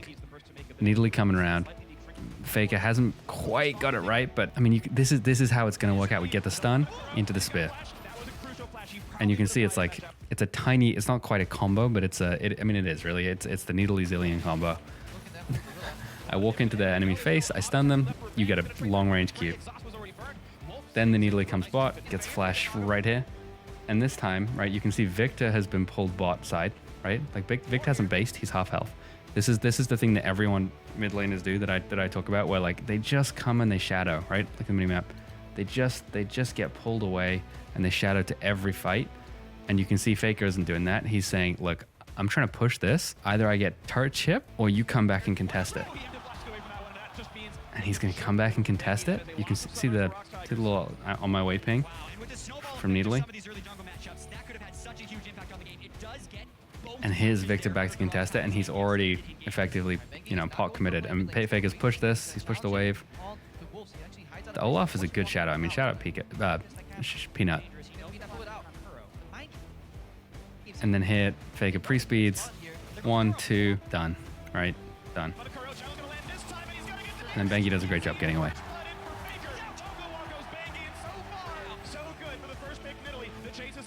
There's the early lead, down match point. Look at this wave Faker was able to build up for it, right? What is that? 1, 2, 3, 4, 5, 6, 7, 8, 9, 10, 11, 12.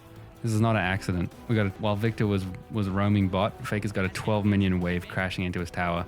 Okay, so that's 5 minutes, tapping ahead a little bit. And then right here at 7:13, because of the pressure that we had created by that early gank.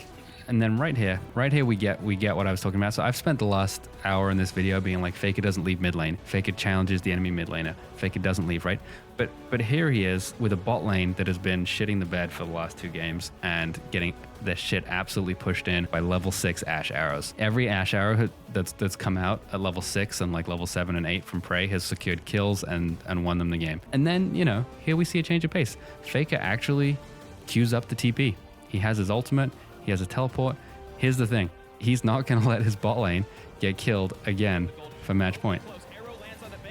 And so here he is. And here he is, right? Great stun, completely stops the Rox engage. And then we had a TP blown for nothing, supposedly. Right? You can hear the casters being like, I'm surprised they decided to commit, right? But like, I don't think they respect how much damage that bomb just did. Right? Look at Gorilla's HP, look at Prey's HP. And then here you see, if those guys are stunned, and I'm a Jhin, and I'm an ult, you see the Zilean synergy with this comp? It's not just the Needly spheres, it's also the Jhin. So, completely stops them, and not just stops them, but gives a lot of lane pressure to the Bang Wolf SKT bot lane because the Prey's now at half health. However, Olaf is Peanut's good, and he just kind of sets up a 10 hit to counter it. So he kind of forces them to 3v2 for a bit. Anyway, yeah, respect to Faker there, because he kind of changed up the way that he plays. He hard committed to this make sure my bot lane doesn't int strategy, and got himself a kill as well earlier. I think big kudos to him. Anyway, you can see Rox pressure this bot tower. You can see how like Peanut recognizes that his bot lane was behind and just forced this 3v2. Went pretty well for them. They get tower. Okay, so now we're at 10 minutes and Rox technically has a lead. So my whole thing is whoever's winning at 10 minutes is going to win the game. So, ooh, that's what's been happening. Go watch the other games. Nothing but arrows. And then here we are again. And this time Faker doesn't have TP. Doesn't have TP.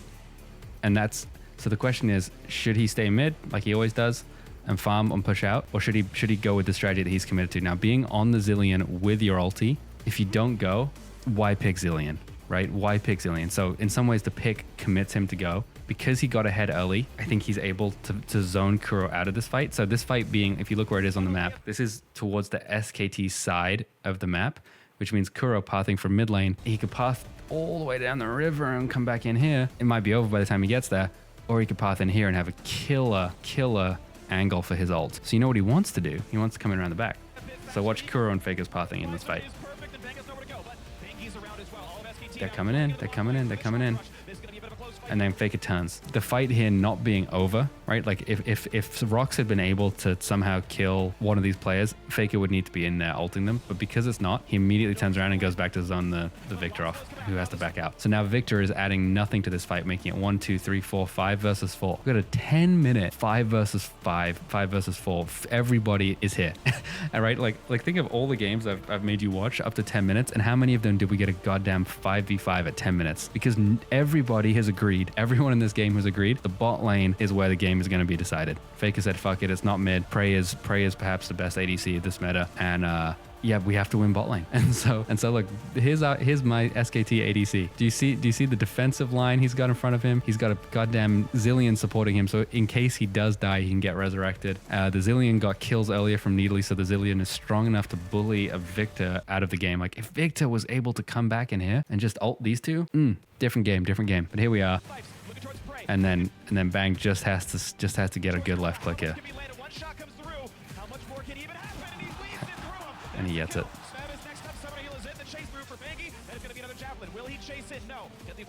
Look at Kuro. Right now, he's wasted a ton of time. He's gone, all right, fine, I'll go chip the tower. And so it's 11 minutes, not 10, but there you go. There's the SKT lead. So I'm going to stop playing it here, and you can watch the rest of the game to see how it plays out. It's excellent. SKT created this opportunity. They created this small lead by the needly plays and by the comp selection, and then FAKER really changing his strategy up. Let's go next. Okay, final game. Game 5, SKT Rocks, semifinals, 2016, match point, beginning of the game. Here comes Peanut for a gank on FAKER. Is he going to live? Yes or no? Here's the black hole. Here's the attention.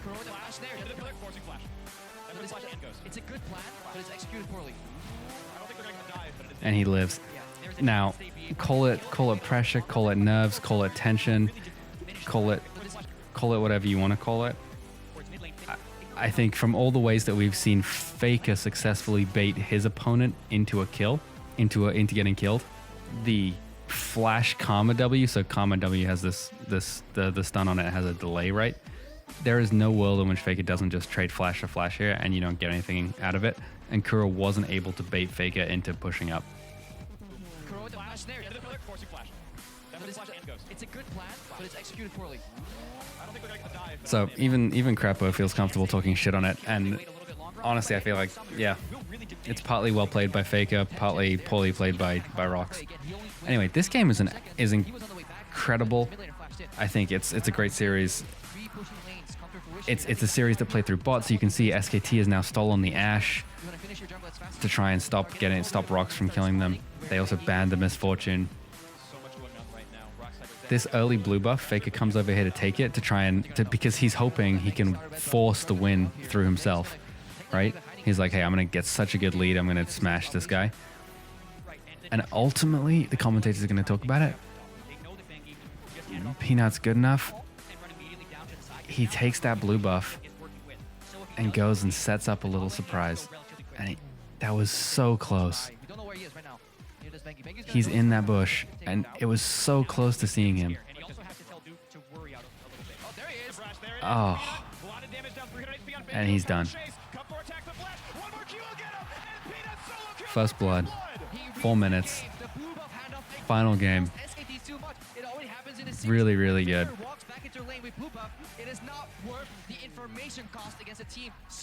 So, interesting. I mean, kind of interesting that you see like FAKER isn't able to suck the pressure, isn't able to be enough of a gravity well there.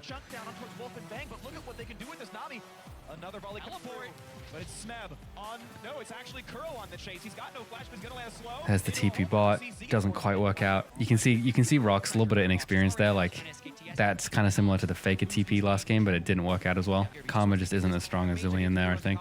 And there wasn't as much damage pressure from him.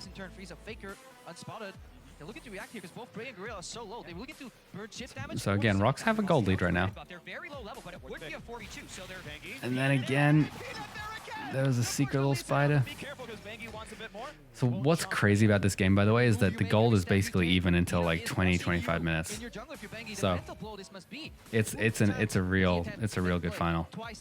What I think after this many games, I hope you're seeing is that like teams that are successful actually kind of end up against SKT, end up finding weak links and getting kills away from FAKER and not getting distracted by the black hole.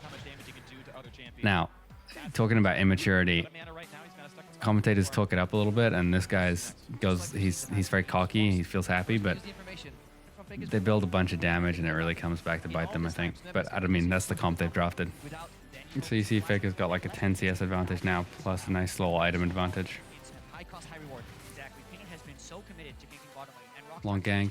Again, Peanut not getting sucked in by the mid lane. 2-0. 1,000 gold lead, 8 minutes to Rocks. As the commentator said, they put 3 wards down here, 3 pinks. We have to question Bang and Wolf here when the opposing team comes back to lane with 2 pink wards. You spotted them, you know this far before. Why would they invest so heavily in vision? Again, while they're in the replay, watch the minimap. Walks in, waits 2 seconds, gets a cocoon. This guy is so efficient. You see, not being on the teleport Zillion here, FAKER just kind of walks around and then doesn't do anything with it.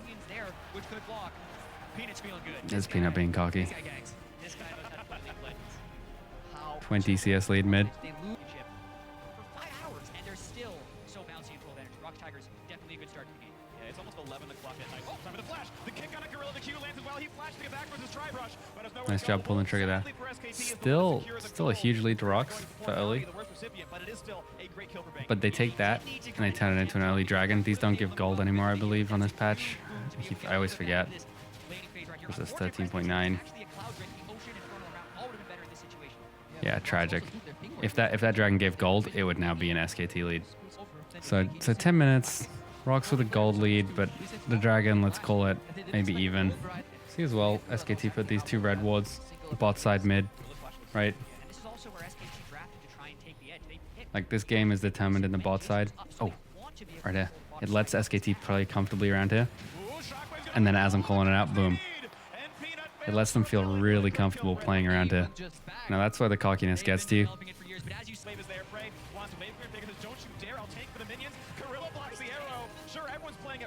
Boom. So then you got Faker down here at 12 minutes. Laning phase is over. SKT now have a gold lead. I think they're going to do a replay here. So it's kind of, yeah, this is what I was talking about. So you've got these two red wards, and because of those wards, which, you know, were invested in earlier and defended by SKT, bottom side of the map we kind of decided is who was winning every game. And so we're not playing teleport Zillion, but Faker is still, he's shadowing bot more than usual, and he's committed to like not letting Prey get the lead and win, right? And so here they are, because they have the wards, he and Bengi can come in, get this deep ward, and then they feel comfortable fighting around him, knowing that there's no one else there. And that's a full HP Elise. It's actually crazy how much damage we get off here. That is so much damage from Faker. And then Jack tries to defend Peanut and say it was on the edge of the shockwave. But if you look there, I think this is, call it immaturity, call it cockiness. You don't flash when you see this. You're inting. And I say that to someone who's better than me at League than I'll ever be. But like, come on, man. Come on. Don't give me that, Jat. Don't give me that. Come on. Anyway, the rest of the game is fucking amazing. And believe it or not, Rocks get a big gold lead shortly after this. So my whole thing is just, I mean, that's what makes it such a good game. I'm just going to tab ahead to show one last little Faker escape right here. So Faker's pushing top, right? 28 minutes. Faker's pushing top. If you look at the gold, it's SKT and now back in the advantage. They finally got back in the lead after a grueling back and forth. However, they have just lost a team fight, and now Rox's pick comp with the speed boost, they're trying to catch Faker. And if you look, he sees Gorilla running at him right here. Now, if you're Faker and you see this, what do? You have ultimate, you have Ghost, QW ult. That's dead support, right? Except you're not an idiot. This Zyra level 10, level 16 would not be running at you if you were not completely fucked, and you should be immediately transition into a defensive posture. So you see Faker here, immediately gets the fuck out. Like, he is getting out before even trying to do anything to the Zyra. And you see he doesn't ever throw the Q at it. Talk about unkillable Demon King. Would that have lost them the game? No, probably not. But it would have for sure fucking helped Rocks, and they put a lot into that, right? You can see the flash. That little move, even here. Okay, you see Gorilla, right? If you move straight back here, you probably die. But by moving slightly up as well, you maximize the distance from the Zyra and also anyone coming from this bush. And so that cocoon right here just misses. And then the shockwave to pull him back. Yeah, anyway. I wouldn't usually show something like this in this video because I think it's kind of beside the point, but it just highlights how hard it is to kill this guy when he's fully in the zone, and it shows that, like, what I was trying to show earlier with the switch from a offensive posture to a defensive posture based on what is incredibly little information. And I think so many players, even at the highest level, don't react this quickly to information that tells them something about where other players are and where they might be, just based on what is half a second, right? Their gut is always to attack. Anyway, great series, awesome semifinals, one of the best of fives you've ever seen in League of Legends. All right, Worlds Finals. Whoever wins this wins Worlds. First game, Samsung Galaxy versus SKT. Orianna for Faker. You know he's happy on that. Watch how he pushes this lane. Q first, and then level 2, right? Do you see? They're not going to put the camera on it. Goddamn the cameraman. But you see him bullying the Victor there, and he was very intentional, right, about taking the Q first instead of the E, and it gives him this Dade ward, which is going to give him a small lead in 2 ways. Right, first, unfortunately he missed that. Would have been nice if he got that extra raptor. But look at what they now know about the Lee Sin, right? Imagine this is like Faker Bengi duo Q. So he's gonna get this red buff. Faker's trying to stay aggressive as much as possible this time to keep the wave pushing. And here we see Lee Sin.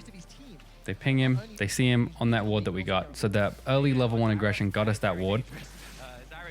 And then Faker has been CSing pretty well. He's at 20 CS now. Because they see Lee Sin there, Olaf comes in, gets Scuttle, and then takes blue. And Faker immediately doesn't go and shadow him. He's not like, oh, I'm gonna shadow Olaf. He's just like, hey, I'm gonna pull back in lane, nothing's happening, like he's trying not to give it away. Right? Like if he'd come over here, it might have given it away and made it more obvious, and then had Lee Sin be quicker. And then here, the last part of this play, the Faker base, 4 minutes. And this, you've seen him do this before. Like commentators are going to commentate on it for the first time, but you've seen him do this a bunch. On the cannon wave, I think it's the cannon wave mid. We'll see in a sec. He pushes, is aggressive, clears the wave. 4-minute base, and you see he's going to get back to lane, right? Victor only just caught up to him in CS. He's going to get back because he bought boots with that base plus a Doran's. He's going to catch that wave. And so now, you know, look, CS is pretty even-ish. It's 4 minutes, but we've got 2 advantages off 1 ward. And that ward was only able to be placed because we won the level 1 by being aggressive and playing it well. Anyway, that's honestly the main call out from this game in terms of Faker play. It's not rocket science, but I just think it's a cool creative thing that we haven't seen from some of the earlier metas. Just stringing it together, right? Like the Dade ward, okay, that's fine. The Olaf invade, okay, that's kind of neat. That pulls the pressure from the enemy team and their attention towards the blue, and then taking advantage of that, plus pushing out the wave to get your little base off right here. Like, you know, when this is happening, right? We got the assist me ping on the blue. Victor comes back a little bit, pulls the wave back to him, gives Faker more time to get the base off. And the end result of that, just to highlight it, is that Faker is now laning against a Victor on a Doran's ring with a Doran's plus boots. Boots helps him dodge Victor Q, plus the extra mana regen, plus the extra ability power. And so, you know, he's down a level, sure, because he's going to catch up with these creeps, but he gets to be a lane bully. And the idea is that this just is a small advantage that can snowball into a bigger advantage later on. Okay, next game. So SKT won that last one. Faker's on Rise. It's not the same. It's new Rise. It's been reworked. But watch his mana bar. The camera guy's going to tag away. Here we are, 2 minutes into the game. Faker against Cassiopeia. 2 minutes. And then watch his mana bar, right? Core abilities are still the same on Rise. His ultimate just changed. There goes all his mana. We're going to tab back to him. And you see he's been fighting Crown over this wave to push it out. Now he hit level 3, and he spent all of his mana. Why would he do that? Why would he do that? The point is he's trying to do the exact same play. Unfortunately, Crown didn't let the wave crash. So in order for the play to work, where he doesn't want to get frozen, he needs the wave to crash in so that he can do that base and buy. But Crown knows it's coming, right? Maybe you watched the last games. And so what should have been a 330 back gets delayed. And you thought it was over? No, because there was a tiny ward there. Which turns a 330-minute back into a 4-minute base. And yeah, just not the greatest. So then he gets his mana back and he comes back to lane with his tier. Anyway, just a little thing, like you can see Faker's early game is not perfect again, and you can see other people are able to exploit it a little bit. He does have this habit of trying to shove wave, get an early ward, see if you can use it. If not, get a base off. And you see here Crown kind of stopping it with by freezing the wave and then interfering with his base. So by having some wards of his own. And Cassiopeia is a good champion to do it as well, because Cassiopeia can fight early pretty well, and you can see him. He didn't have much trouble fighting the Rise. SKT absolutely, despite Crown getting the advantage here, SKT absolutely smashed this game. So it's like a very quick game, and goes on to the next one. Okay, so I actually already recorded this once. I'm re-recording it. So this is at 2x speed, and we're just going to watch the first 2 minutes of it, because I wanted to show that Crown is doing the same thing to Faker. This is part of the world's meta. He's playing his Aurelion Sol, which is really cool. Faker's on his Orianna, and you can see Crown shove this wave out, right? And then do an early ward, right? This is 2 minutes 0-0, so it's kind of it's pretty early relative to what we've seen before. Tries to take one Raptor, gets a little gold, blah blah blah. And so now watch this minimap, watch the Elise pathing, and see what Crown does with this ward. And I think, you know, I played this through once already, and I recorded the whole thing and talked about how he's going to go back to base after pushing and get the boots. You know, but I've watched this 3 times since because I didn't quite feel right about it. And what I realized is that this ward that he's put down, as far as I can tell, it's kind of a solo queue ward, right? Like the Faker Dade ward, Faker didn't actually play off it whatsoever, at least directly, but Faker's jungler in that last game, the Olaf, used it to immediately get jungle control, jungle pressure, and even if that hadn't turned in, like if Olaf had been pushed off the blue, it like increased the tempo of the game that we watched. It was an actual play, and that had the opportunity to open the game state up a little bit, and you know, now we've played this out once at 2x speed. Let me go back. All right, he's just put the ward down. All right, put it at 1.25 speed, and you can see if you just watch it again, like, you know what's gonna happen. But just keep an eye on the minimap, the ward. Look at the Elise pathing and the Lee Sin. Like, is anyone on the team reacting to this ward? Was there any potential gain from it other than warding against the defensive Elise play? You know, I don't actually think it didn't actually see Elise. Maybe it saw the Raptors. I don't think it did though. They didn't ping the Elise. Lee Sin doesn't get any info from it. He can't do anything from it. They have this also defensive ward. You know, you're down 2-0 to SKT. It's match point to SKT, which is not a good place to be in on the world final stage. And that is the place that we've talked about, where the stakes are higher. People play more defensively. People play more passively. This is a horrific game. Actually, it's like 75 minutes long. There's a 68-minute Baron steal. You know, if you watch it, you should watch it, but do it at 2x speed. SKT get a 10 kill advantage for the first half an hour, and then Samsung pull it out over a grueling hour. But like, you know, that's the early game, and I just look at it and I'm like, you know, no wonder SKT get an advantage off this early game. And it takes 8 minutes for a kill, by the way, so it's not a fast-paced early game. But and I understand why people are playing more defensive. But you've got the pushing lane here in mid. You've got your bot lane, right? During the same period where this ward is down, they were pushing up on the level 1.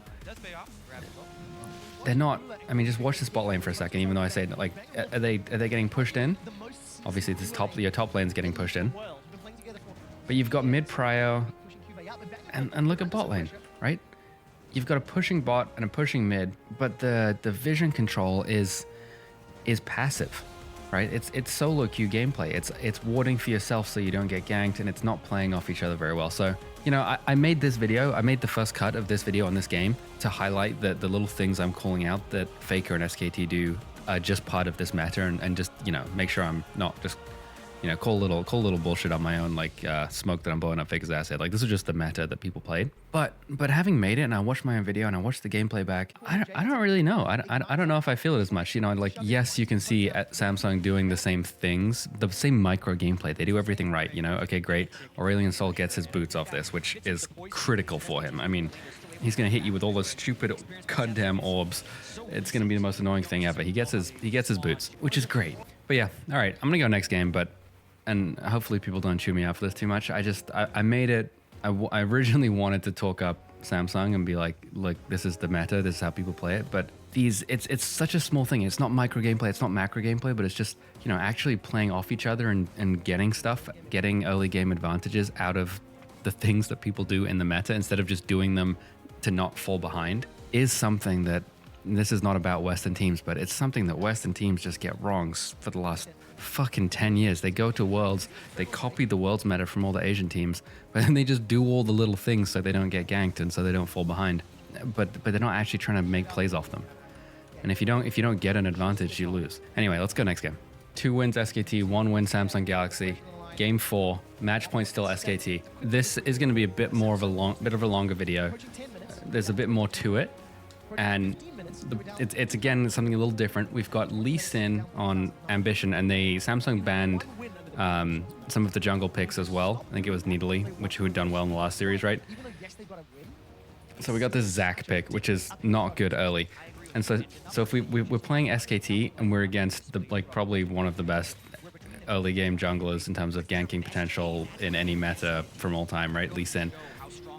So there is a lot to be defensive about with this SKT team, especially as their jungler is not strong early. And so what's kind of interesting, even though nothing's going to happen, so Faker's done his early push out, right? Boom.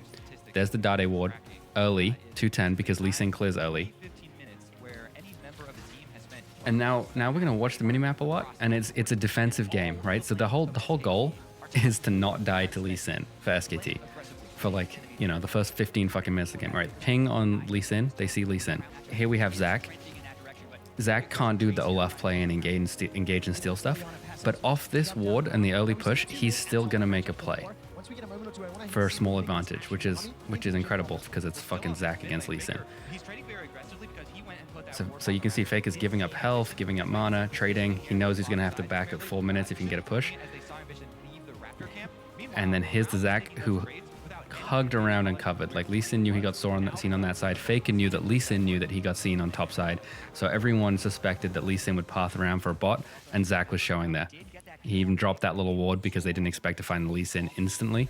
It was to see the Lee Sin coming through. So that's the first part of the defensive play, but it's not done, right? Again, we're just still operating off that ward, but watch the Zac hit. He's gonna go deep into the top side now that they know Lee Sin is bot side and steal a camp, which is incredible. I mean, Zac stealing camps from Lee Sin. It's all because of vision.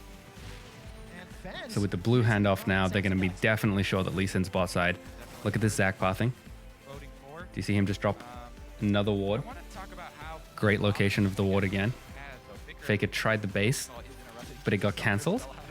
Now we watched Crown cancel it properly before, right? Yeah, there's a gank hit. We watched Crown cancel one of these before. The question is, if you're Faker and this is what you're looking at, do you expect to have this base actually go off, right? It is 4 minutes. You do want the 4 minute base. This is a catch 22, and this is a Faker catch 22, basically, is what I'm saying. He's put Crown in his position. Crown is going to cancel this. You see, and Faker actually cancels it, right? Faker actually cancels it with his Q. But he waits till all those minions have their set. But again, I've been calling out the whole time, the goal is to play defensive, and the goal is to try and get small leads where we can. And so while this is happening, Blank is actually going to ping that camp that he's stealing. And I think he's saying, right? I think he's saying, since he's pinging the fucking camp, I'm not going to come to you in mid. I'm going to take this camp from Lee Sin. Because 2v2, we probably lose against Lee Sin. And so Faker, you're on your own, do your Faker shit, fight this guy if you want, don't die. But the other thing that fighting him does is it pulls Lee Sin in, which means Lee Sin, right? If you look at Lee Sin for a second, which camp is Lee Sin gonna go for next? Okay, like we know Lee Sin's got his blue, he just did blue handoff. That means afterwards is gonna be Wolves. What's the only other camp that's up? Right, so either Lee Sin ganks, or he goes and kills Zac, basically. Those are your choices. Who's he gonna gank? You can't gank top, that cannon's shoved. Doesn't look like he can gank bot, that's shoved. And so kind of what this little fight does, okay, he gets Crown's Ghost, which is dope. And then he pulls Lee Sin to him.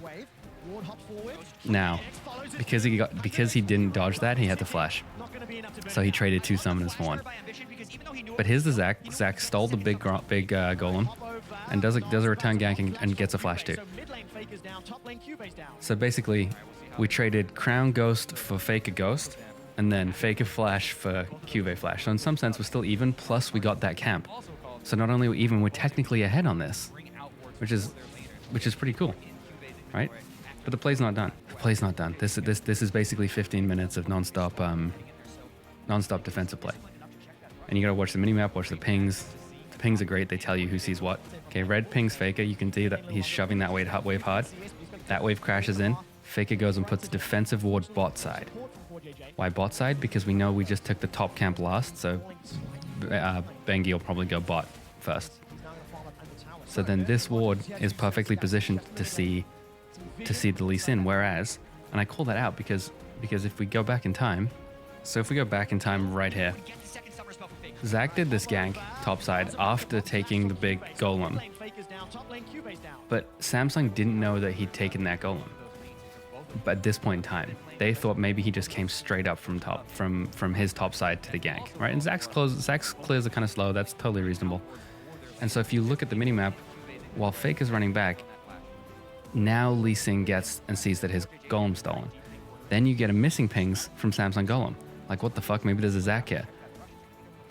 And so SKTs gets to reset, but Samsung just got told, hey, maybe there's a fucking Zach about to gank you again after you blew your flash. And so he goes and places this ward. And if you watch that ward, it's completely fucking useless. It doesn't do anything. SKT isn't around it. It doesn't, there's no pressure around it. Whereas Faker, so here now we're where we were earlier, Faker just placed this defensive ward. Faker's ward is exactly on the side where Lee Sin is. And so when they toggle back and forth between vision and you look at SKT's vision versus what Samsung can see, like, and see these missing pings, right? SKT is intentionally with blank. I think blank or Faker just did the two missing pings there on Lee Sin.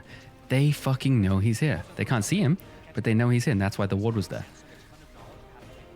So it's like the defensive plays are calculated, they're intentional.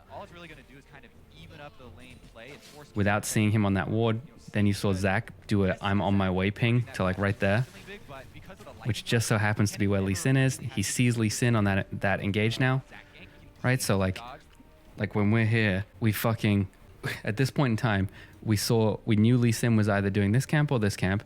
We warded his entrance here. When we didn't see him, Zach pinged, I'm on the minimap here. Zach pinged, I'm on my way to this river, right?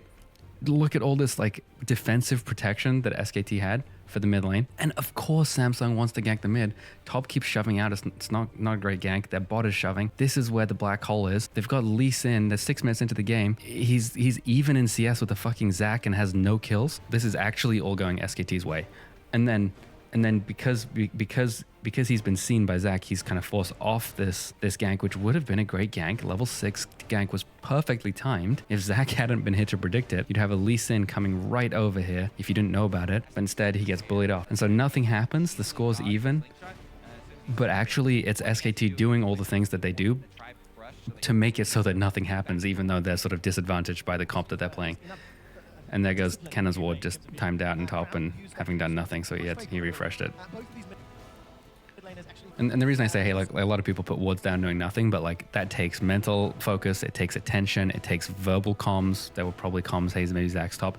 It just takes attention and puts uncertainty on the team. Whereas SKT's stuff for this first 7 minutes has all been on point. You can see the pings. This is kind of an incorrect ping on where Lee Sin was. That wasn't right. Yeah, see this one from blank? They got Lee Sin exactly right. They got Lee Sin exactly right with a question mark, right? And so now you've got, and Samsung thinks it's wards. Like Samsung thinks there's fucking wards everywhere, and that's why they can't pull a gank off. So look what they've done. They've pinged top side. Here we have Victor about to have a ping. They're getting really irritated here. Victor just pinked bot side. There you go. They've got invested 2 pinks, 150 gold, and however many seconds in terms of all these ganks to try and make this happen. And it's not actually wards. It's SKT reading the map and putting like 1 or 2 wards down, and then because the wards don't see anyone, they know he must be somewhere else. And so here's fucking Lee Sin. He's trying to make this gank happen. But there's a goddamn Zach predicting it. And they're like, we've invested 150 gold to make this gank happen. Like, look. He's ghosting in to try and make this thing happen.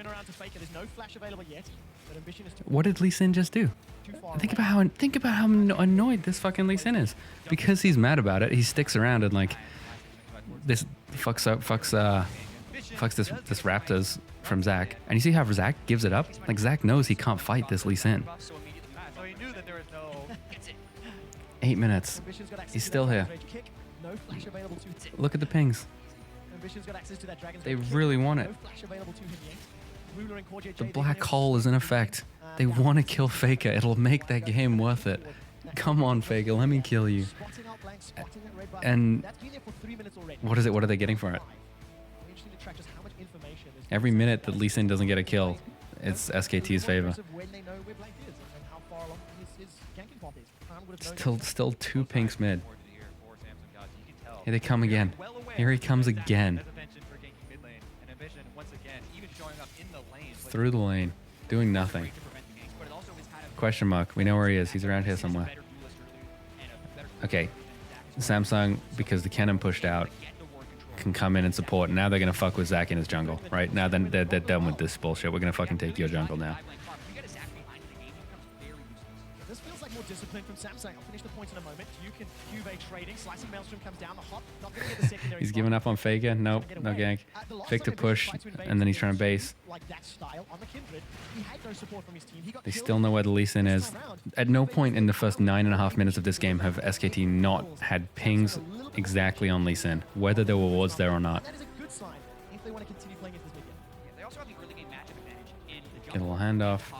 So it's a really close game in that. Faker's down like 10 CS at this point, given the amount of pressure that's been on him from ganks and vision and gold investment. That's pretty incredible. They want to transition it down to the bottom lane with the teleport that they have on Kenneth. Oh, JJ scored. Double bubble means trouble. KOO JJ flashes away.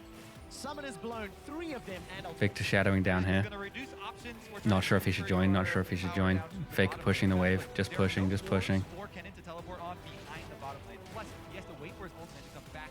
And then this tower's full. But now that SKT have kind of lived the early game, Faker's gonna spend a lot of the rest of his time trying to chip this tower now. They try a dragon. You're probably watching the dragon, but watch mid lane. Look at all of this energy gets pulled towards dragon. Faker comes a little bit. He shadows, but he crashed that wave in and chipped tower before coming. Then he comes back to mid.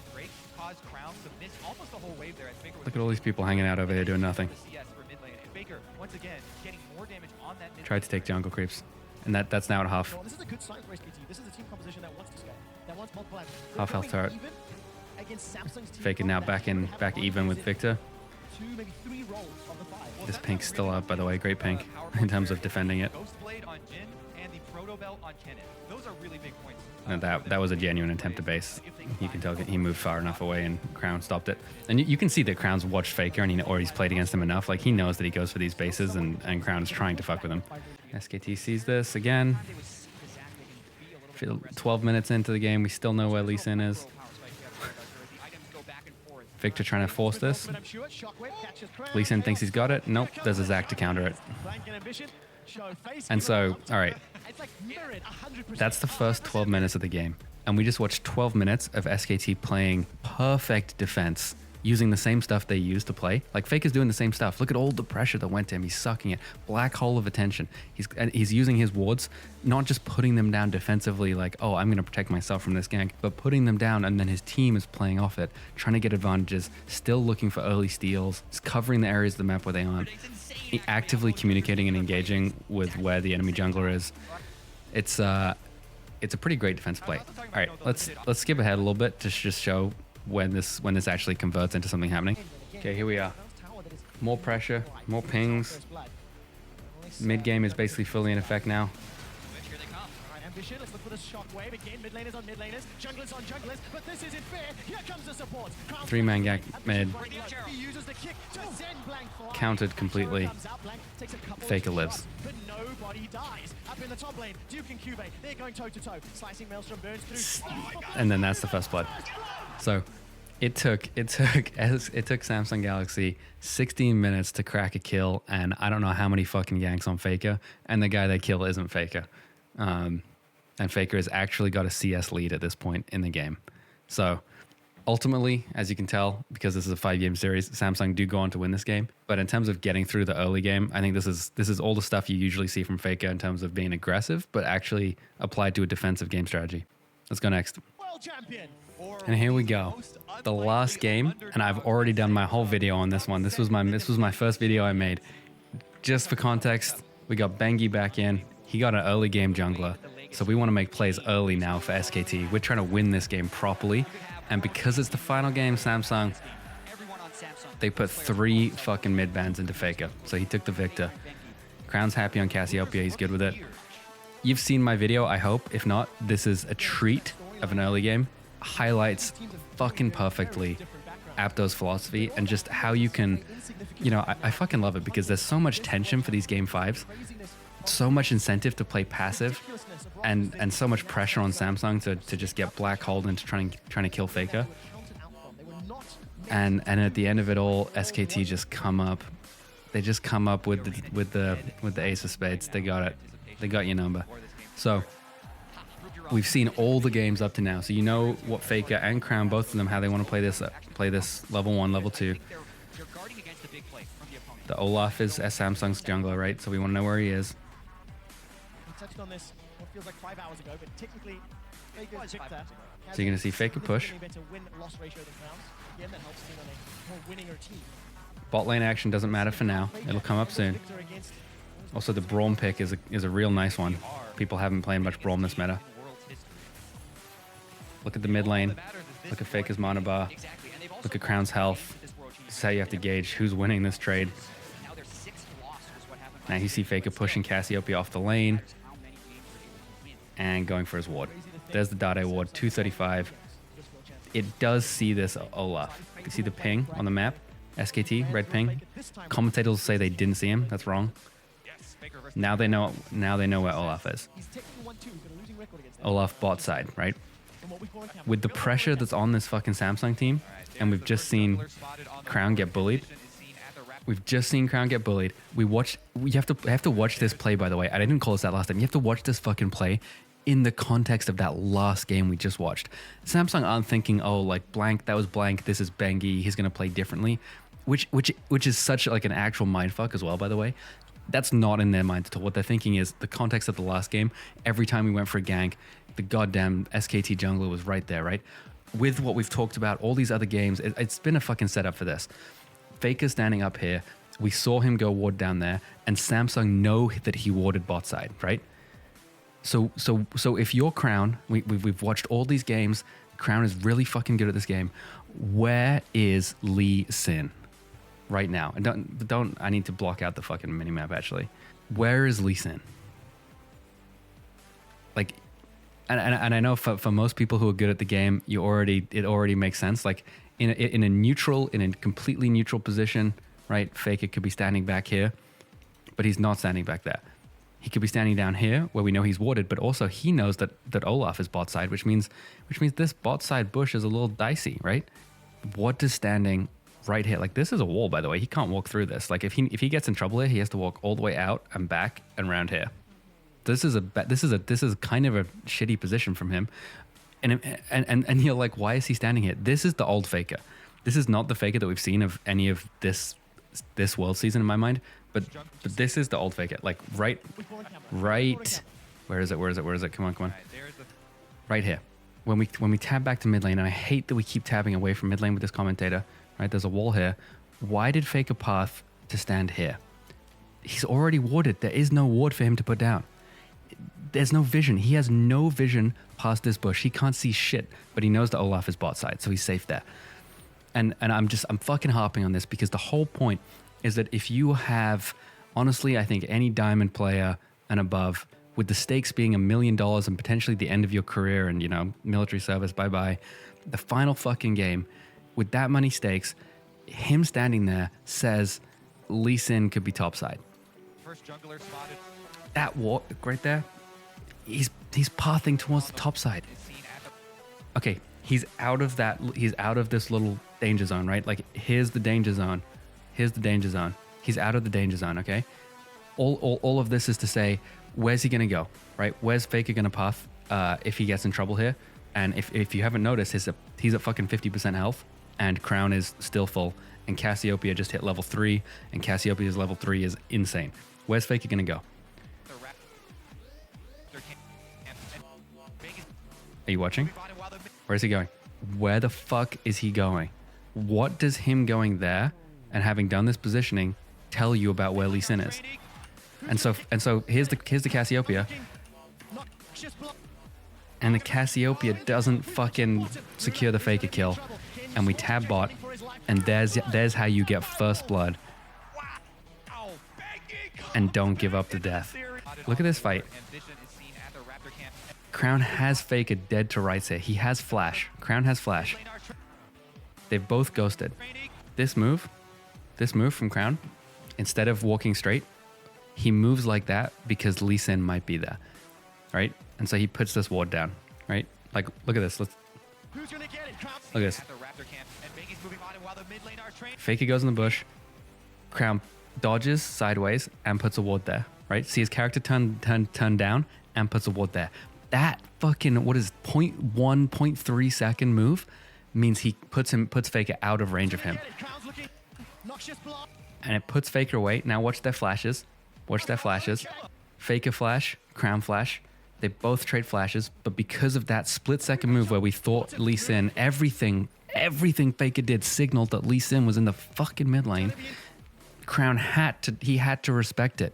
And so he respected it. Faker trades flash, Crown trades flash, but Faker's out of range, and Crown walks slowly back to lane, crying. And then you have to layer on top of that, the whole time this is happening, where's Olaf, right? And what is Crown screaming into voice comps, right? He's screaming, look at his mouth right here. He's screaming, I can kill Faker, I can kill Faker, I can kill Faker. And look what it does to Olaf. I can kill Faker, I can kill Faker, I can kill Faker, I can kill Faker. He's moving, he's typing. And Olaf is just hanging around there. Olaf is hanging around. Now their bot lane is screaming at them, and now the bot lane's dead. $1 million play right there. And so, you know, he comes in, he gets bot scuttle, he comes in, he gets wolves, you know, he's like kind of happy. And then he turns the wolves into Faker.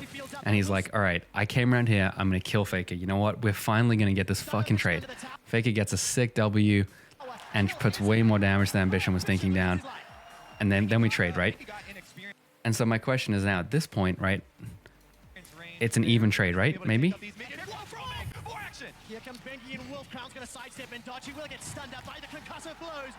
Oh my god. And that's how this fucking game works. That's how this is dopest thing on conservation of attention, because whether you believe me or not, whether you saw it or not, whether you've seen my video or not, Samsung Galaxy had blue scuttle and SKT walked right over it. Braum knew he was walking over it. He pinged it as he was walking over it. You can go back and rewatch it. They knew they were in vision, but they walked quick enough. And when they were walking, they didn't stop. They pulled the trigger. Here we are. Look at it. Look at Braum. Look at fucking Braum. He's just doing it. He's like, ah, fuck, they see me on the scuttle. But they don't see him because everyone in the game is sucked into this black hole of attention. It's the $1 million game, and they want to kill this guy so fucking badly that they let go of their vision of the map. They stop paying attention, and Braum is able to turn to make this what a 3-for-1 basically. We get the bot kill, we get the ambition kill, and we get the crown kill. And it's all from Faker. And Faker ends this, by the way, with like down CS and 1 kill. Getting this kill is in this situation is a good job to Faker. Braum like thought he'd been seen. Like he went and based there, by the way. He was like, wait, maybe I've been seen. And Bengi's like, no, bro, let's fucking go. You haven't been seen. Good flash from Bengi to see that opportunity. Like Braum honestly thought he'd been seen. I think that's why he backed off it, because Braum could have just walked straight through the lane and they wouldn't have seen him.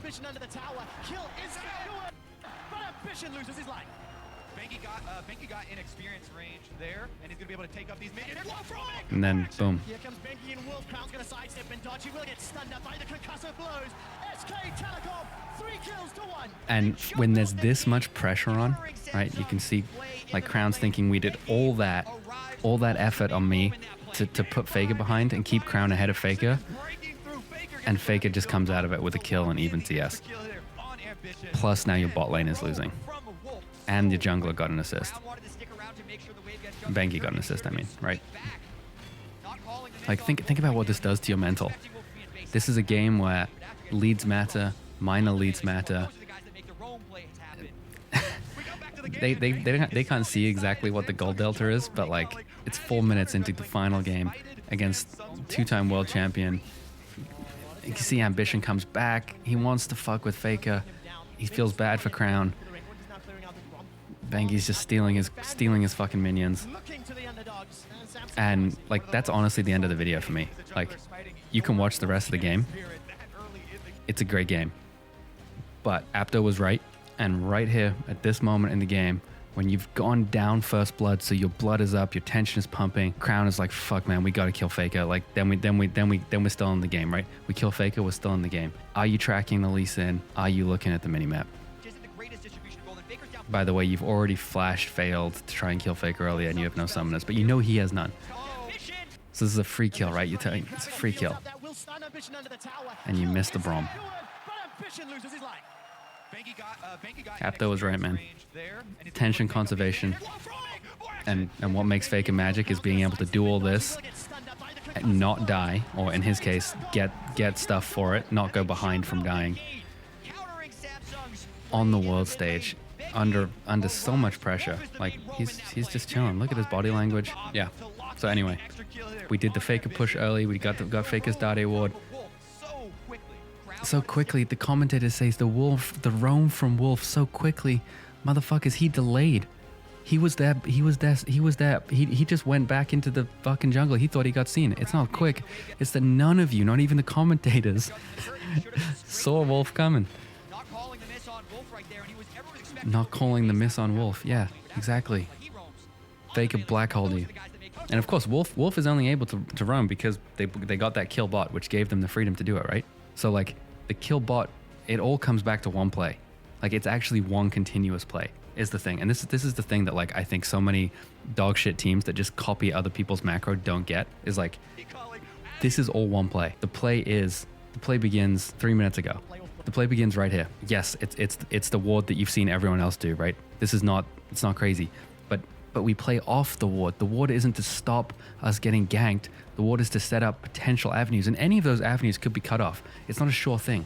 We could fail, but it's to set up the plays. That ward lets us be sure that Olaf is bot side. We want to kill bot. How do we stop Olaf fucking with our gank bot? Let's keep him mid. Let's keep his focus mid. Let's keep his pressure mid. Okay, Faker, all the pressure is on you. Let's make sure they don't fuck with our Bengi ward. If Olaf comes down bot right here and reads this, we don't get a lead. So we'll go make some other play, but that's what could happen. And so then we get fucking mission Faker, activate the head fake. Like right here, if Faker's already committed to blowing ghost, right here, he could just ghost back. And the commentators see the Bengi gets here. And ambition is loitering mid, and Bengi gets here. And this is all one play, right? Boom, boom, boom. Faker lives, and instead of basing, he sticks around. Wolf says, Wolf, come mid. Look at Wolf. Wolf's already going. He was going to go all the way, the long way around, but just dropped the ward. Right, they said Wolf, come mid. One of them did. I don't know if it was Bengi or Faker. Bengi's on a mission. No hesitation in his pathing there. Like he knows they're gonna get this guy. One continuous play. Each move that they did had the opportunity to blend into other moves, and I love it. This is how you win a Worlds final. This is how you become a Worlds caliber team at the level where you can't get a win off pure micro. By the way, Crown solo killed Faker in this series. Like this is not a micro thing. Crown objectively solo killed Faker on Faker's, I think, Orianna. Like, Crown is a fucking good mid laner. And Samsung Galaxy has great macro. Maybe not Rock's level, but they have good macro. I mean, they're not idiots, right? They know how to play the game. But it's not micro, it's not macro, it's in between. It's actually playing the game, it's reading the game, it's Yomi, it's taking the game state and connecting the dots between one game state and the next game state, and eking yourself small advantages because your opponent is focused on the black hole that is Faker. And they only have so much attention, and you can use that to misdirect them and mislead them, like a bull in a china shop. Not a bull in a china shop, like a matador in the ring. That's the end of 2016 Worlds, believe it or not. This is the third world championship for SKT, and at this point in time, they won half of all potential world championships. You've seen them all. That's crazy. What a legacy.